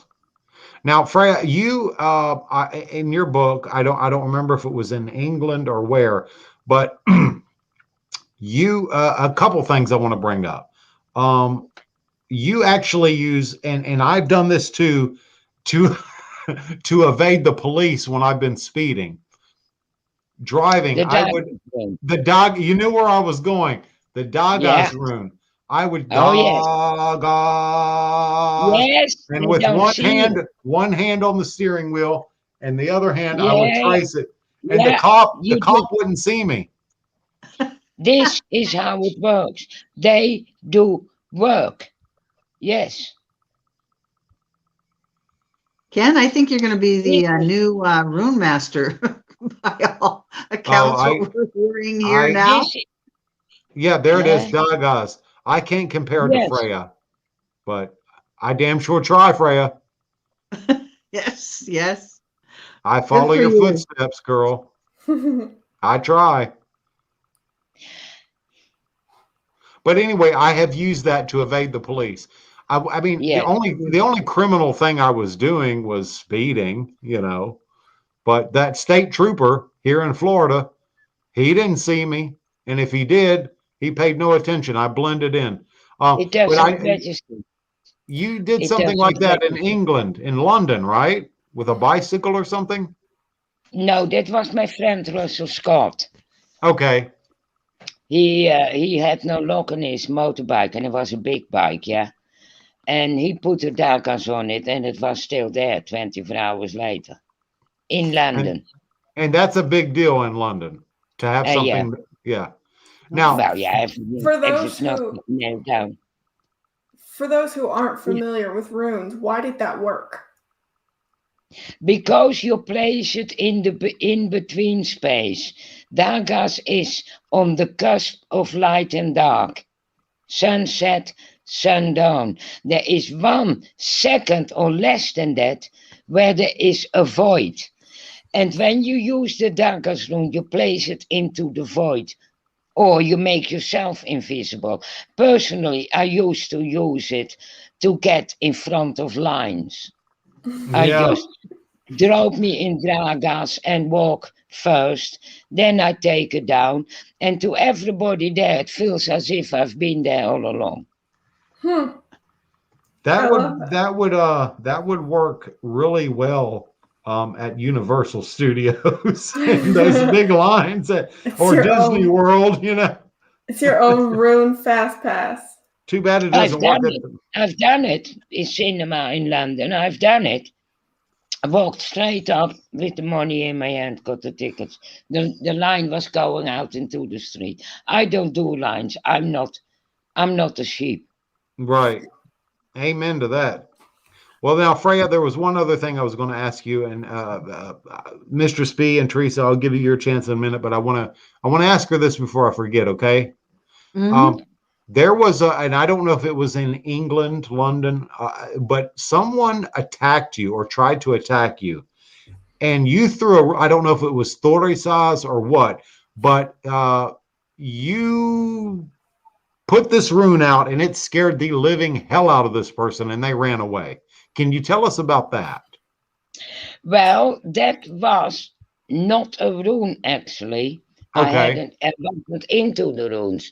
What happened was I was working with Egyptian stuff. I was working with Crowley and Horus and that lot, Okay. and Horpakrat and all that. And anyway, this young black guy, and he started chatting to me. Nice enough. Then he started talking about my clothes, and he started talking sex. And then I turned around to walk away, and he kept following me, and he kept following me. And at one point, I just visualized the head of Horus, the falcon, and I turned 180 degrees, and I started chasing him, and he ran. So The same was, and the same was, yeah. So it was like you shapeshifted. Yes. In his mind, you shapeshifted. Yes. Mm-hmm. And it worked. I think it worked. I don't know what he perceived. I didn't change shape, but he got scared and ran away. And I've used magic in everyday situation numerous times. I came out of the bank once, and there were two big people with intent to rob, right? And I just came out of the bank, and I actually paid money in. I didn't have much on, and I just looked and started chanting runes.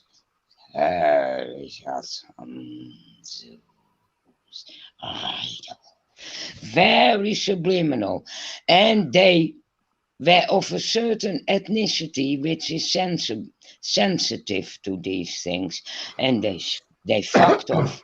Yeah. And I've done it before. I done it the first time in the coven. We went out and we did a coven working with cakes and wine. And it was at somewhere a piece of land. It's called a loch in London. It's where a sluice is for the canal. And we went there and we did the ritual. And when we finished, there was this ever nice policewoman coming up to us. What are you doing? Because we were wearing ritual robes, and this was in 81, mind you. Very early. Is that when you lived in England? Yes. So Victor was barely out of the closet. So right. Somebody phoned the police, and the policewoman, she said, we had this big chest. And in the chest were the weapons, swords, thames, whips, incense, charcoal, candlesticks, the works. So the female cop, opened the lid and saw all this stuff. And she closed it, and she found an empty bottle of wine. And she said, "Okay, who's driving?" And Lionel said, my husband said, "Me." He said, "Okay, you got to wait 20 minutes. Bye." And then she started asking questions. What were you really doing? Well, we were saying goodbye to the summer. And then Charlie, he started explaining to her about the seasons and the different gods and the different elements. And she was actually quite interested. For all I know, she could have gotten involved because it was open enough. There were shops you could go into and link in. You go to Atlantis bookshop, you find your way, So, and then the cop was gone. We went walking back to the car, and there was the bloke who called the cops on us, telling them that we were sacrificing someone. Yeah, a bottle of wine between 4 people. All right. Well, Freya. And I just put my witch face on, and I started just chanting the names of the planets and the signs, because I didn't know about runes or Enochian or anything. I just started with Pluto. You did what you knew at the time. Right. But it worked. He was shit scared. Even here in the village, the cops will not come into my house. Good. They Good don't on come ya. in. Mm-hmm. They don't Yeah. come in. They stay outside. They won't come in because there's candles, there's statues. You know, I am pretty famous. They probably know what I'm into. It's a very small village. Not that I have problems with the cops, though.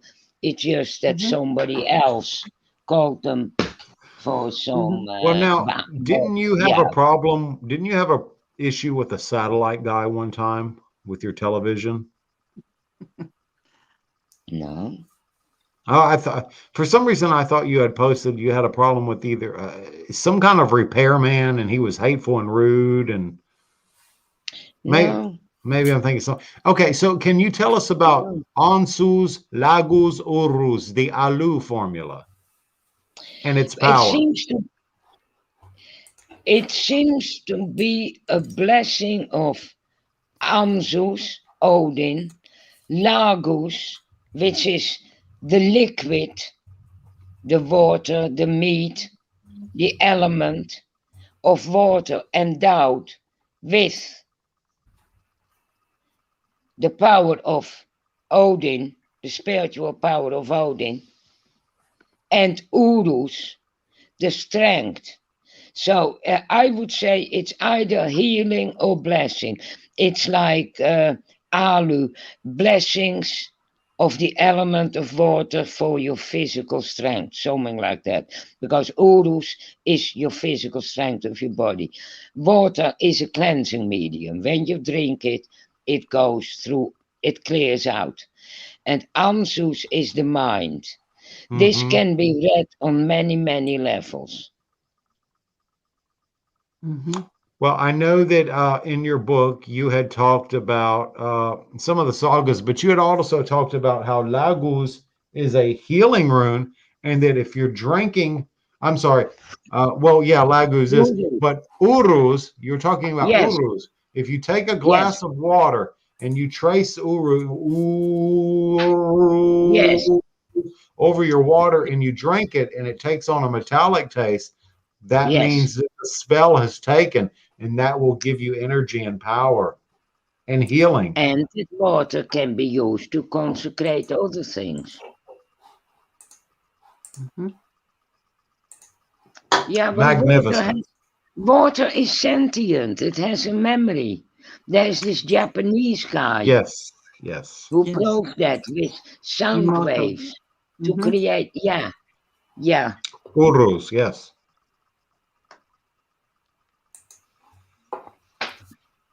yes. This is stuff I just experimented in the 80s. You know, you got to just find ways for you how the What rooms works work, for like, you? That's right. And your connection. and your personal circumstances. You Well, know, as far as like, your birth runes, in terms of like okay, I'm a Libra. So yeah. my birth rune is Thewas. So Well, not according to my system. I'm sorry. If you look at my book, where I put the runes in a circle, it is Jera at Yule, Dagas at Midsummer, and everything in between. Okay. So, and I am a November Scorpio, 9th November, and my rune is Hagelaas, which fits in with the old That makes Halloween a day lot of before, sense. Absolutely. right? Mm-mm. But anybody else's system may work just as well. The reason how I created mine is based on the axis of the turning of the sun at midwinter and midsummer. So Jera at midwinter and Dagas at midsummer. And the Mm-hmm. rest we fill them in. Now, you also talk about in your book, and I'm not trying to block any of you guys from your questions, Teresa or No, Mistress no, I B. don't I have. just I'm good with just listening and learning okay. here. This is Um, fascinating. Go ahead. in your book and what you say that the runes, and I agree with you based on what you have written. I think it's phenomenal. I don't know anybody else who has bridged this. That the runes are actually in the order of creation. They're in Yes, cosmological order from yes, Feyu to yes. Dagas Oh, and back again. yes, yes. Interesting. And it Mhm. was me who associated the second ether with the Norns and with the laying down of Wyrd and creating circumstance, time, space, need, Mhm. Hagelas, Isa. That's all to do with Wyrd, or karma, if you like. Mm-hmm. If Mm-hmm. Mhm. every action has an effect, every non-action also has an effect. And it's all balanced out in Hagelas, the well. Hagelas is another rune of the well of Holda, or the well of Oort. Hagelas, Oort. Nautis, Skuld, because the need Skuld is the Valkyrie, well, doubles up, but the known what cut the thread of life. And Isa is Verdandi. Isa is what is in the now. Yera is the time apart from the now. Mm-hmm. Perthro is space.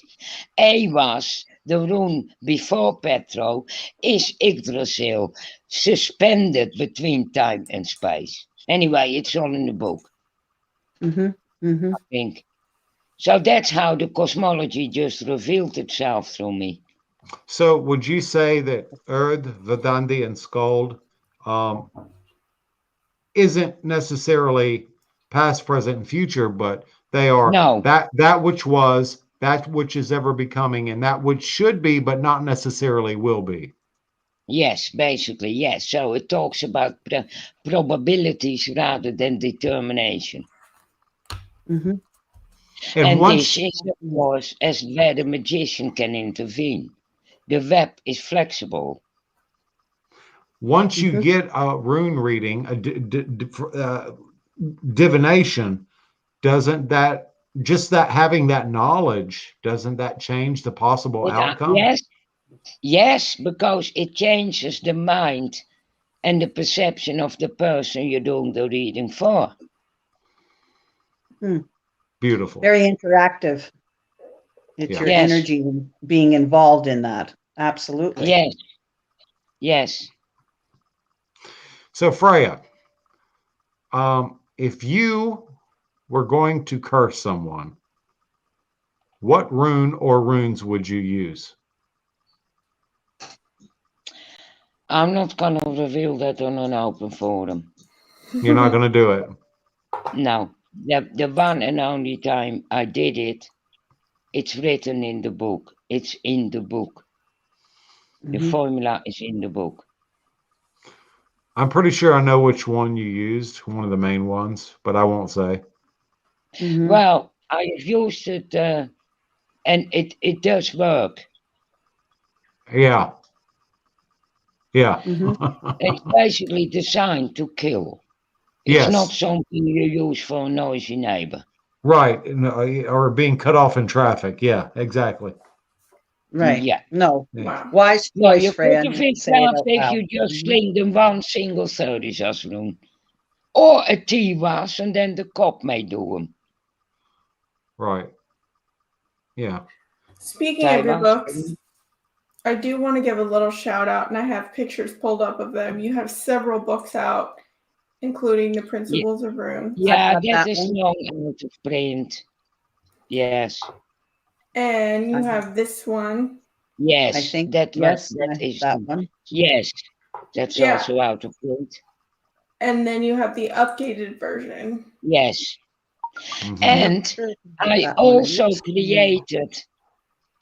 also created a deck of cards with That's runes. right. You did. Mhm. You did. Yeah, I see whether I can show you the paintings. Yeah, there they And you are. do a lot of paintings too, Freya, yes? Well, I used to, but I had a bad fall and I can't do it anymore.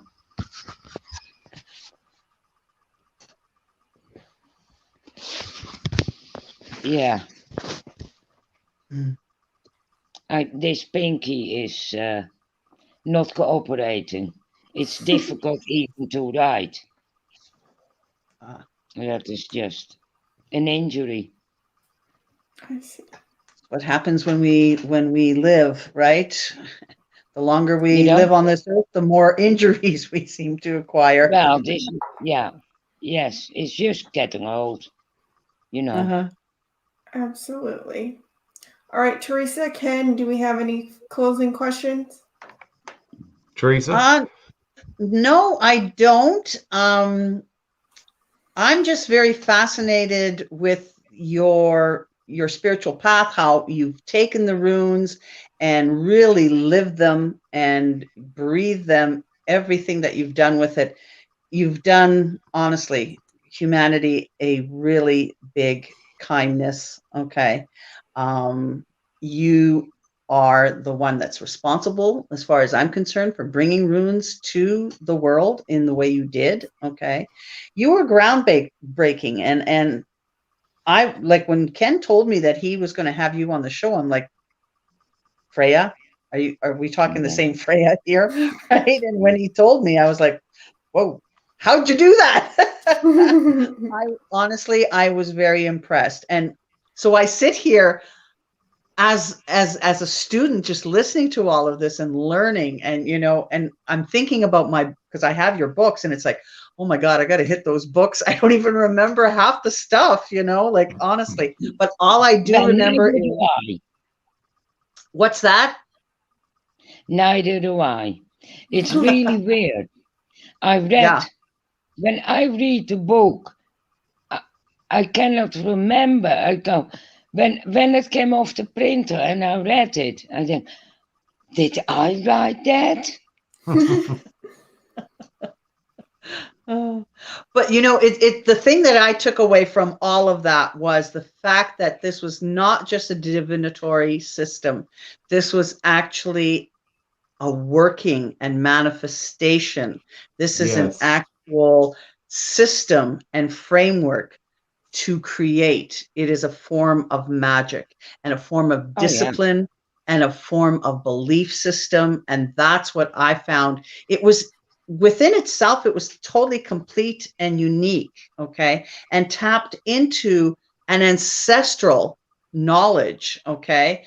And that is what when you had mentioned the genetic, it woke that up, right? I do have Scandinavian DNA, so I really have to go back to the runes. I do. I would really love to reread your books again and that. And I feel inspired now. Honestly, I really do, because there is that, when you hold them, when you touch them, there's this awakening. Okay? Absolutely. And I think that that's really, really important. And like you said, anybody can, like, if you're born, and I want to rephrase what you had talked about, the language. Anyone can learn about runes, but it's the actual use, because it's very guttural. It's the way you pronounce it. It is living the actual runic system and the alphabet. Okay. I know, because I'm Slavic in background. So when I speak certain words and everything, I go into a completely different mindset. Okay. When I speak my own language, right? It is so different from speaking English. Okay. It becomes, really, you become a different person. Okay. Because that's how you grew up. Yeah. There's a reason I don't do anything in Dutch. Okay. I had a very bad background there, very bad childhood. Don't want to know. Okay. Exactly. So I take away from all of this is just that, and I appreciate you being here on the show, and you, Ken. Oh my God, for asking me. Here I was on my way to getting ice cream, and I just turned around and went, you know what? The ice cream can wait. I got to go and be a co-host on this show. Like, and I appreciate you coming on. I really do. We're always glad to have you, Teresa. Oh, I'm always happy to be amongst you guys, really. Mistress B and Ken, honestly, this has been a real pleasure. It really has. So, Freya, I wanted to ask you, Yeah. The Dagas rune and the Othilla rune. Dagas is last. Uh-huh. Otherwise, what we just discussed about the months, the year, Dagas is at midsummer as the last rune. Othala is before that. Yes, and I ask because you know where I'm going with this question. A lot of people want to put. I agree with you. Dagas should be last in the Futhark order, but a lot of people argue with me that it should be Othilla. Well, it can very well. Othella would make a lot of sense because one of the meanings of the Dagas rune is it's in between, it's change from one thing to another. It's also Ragnarok. So in my system, Ragnarok happens, Dagas, and then the new cycle starts with Vihu, a new dispensation from the cosmos and a new cycle of being. Other people say, yes, well, Othala is the resurgence of the young gods after the Ragnarok. Do you and the think? reestablishment. I think they're both as valid. Okay. It's choice, really. Sure. There are plenty of archaeological evidence for both. Yes, there are. And that is only what we know about. Nobody can really say which one is older because a lot of stuff has not survived. Yes. I agree. Yes. I mean, I think Edred puts Othala at the last. Yeah, I think so. Yeah, no, they're both as valid. Anything is valid as long as you can argue your case when somebody asks. If it makes sense and it works, you got to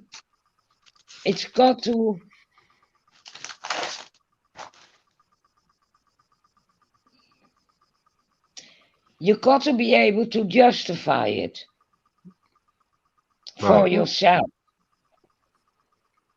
What I think of a certain rune may be different than what you feel from that rune. And then the question is, why? Oh, yeah, but that is because I focus on this little line in Havamal, and I focused on this stanza of Volusbouw. And, and that is how you learn. That is how you learn. Make your own associations. Never take anyone as authority. Absolutely. The only thing you need to know is the shape of the rune, the name of the rune, and what letter. Perfect. Yes. Everything else is what other people, including myself, projected and added on to them. And I have noticed that as I have worked with the runes over the years, they will actually teach you. Yes, they do. Yes, they do. Each time I do Jean Jerome Body, both. Ragnarok is both.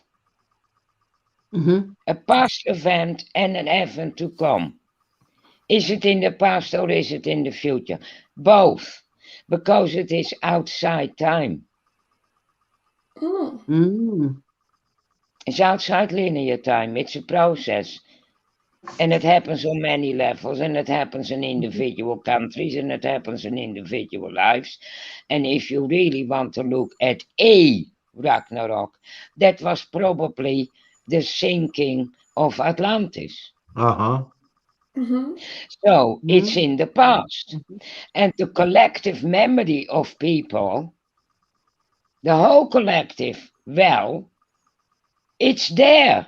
And then people start anticipating it in the future and creating it. Especially those Bible bashes who are waiting for the raptures. They're all these are people, and that goes for the other lot as well.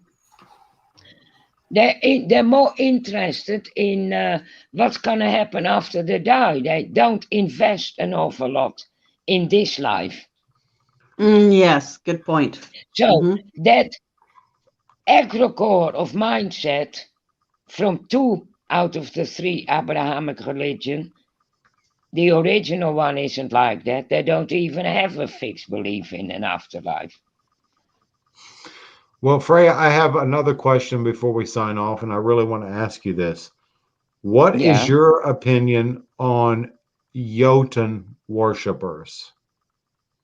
Jotens are an integral part of nature, Uh-huh. and they're more primitive than the gods. They're older. Some of the Jotens may very well have been the gods of the gods. How far Uh-huh. back do you want to go? Right.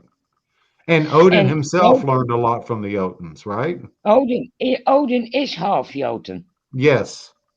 So is His Thor. mother is Jotun.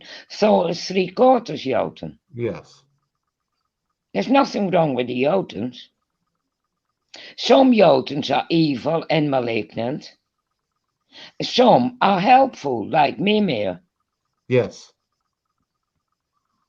And it is, again, a young religion coming up, or a young civilization coming up against an elder one. Mm-hmm. hmm For all we know, these giants were an earlier type of humans what got wiped out by us lot, like the Nephilim, Uh-huh. hmm hmm Yes. Yes. Absolutely. Absolutely. right? Wow, Freya, goddess, lady, lovely, beautiful woman.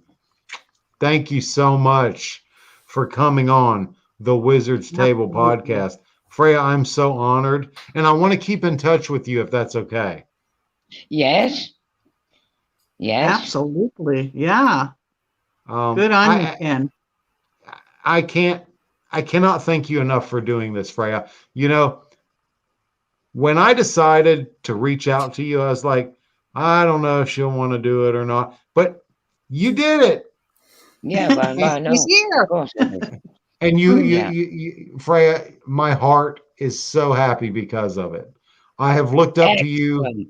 I have looked up to you since I was a teenager. And just being able to speak with you, we may never meet in person. I don't know, never say never, but this was an honor for me. It was a privilege for me, and it meant a lot to me. Absolutely. Here too. Well, My goodness gracious. Yes. I really enjoy it because it gets me to formulate a lot more thoughts. And I Every love time I do things like this, there is new stuff coming in. and I Absolutely. always I love your colorful metaphors. Nah. What is gonna happen with this documentary? Is it gonna be put on Facebook? Yes, it's archived. It'll be put on Facebook and on YouTube. hmm Okay, send me the links, yeah? Absolutely. Absolutely. Yeah. Yes. Okay. So, Awesome. Freya, we love you. We respect you. We honor you. My lady, Thank, we thank you. I thank you. really enjoyed it and I don't mind having another go. Maybe more, Oh, we would love to have you back on Absolutely. I again. would, Freya, I would love to invite you on Ancestral Eyes. Okay. Yeah. John Baudry, Jean Jerome Baudry, who had popped in and said a couple of things.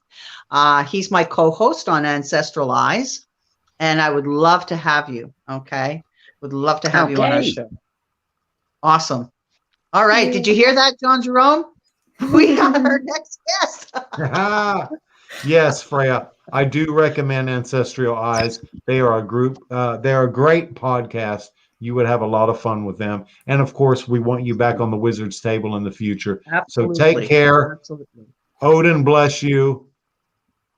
We love you, Freya. Okay. Thank All you. the best. Namaste. It's hot. It's 20 past 2 in the morning here. Yeah. Oh my Me- goodness. Awesome. We'll Oh my let Go you goodness. ahead. go. Go to bed, Yes. girl. All right. Okay. Bye bye, Good Freya. night. Bye. Bye,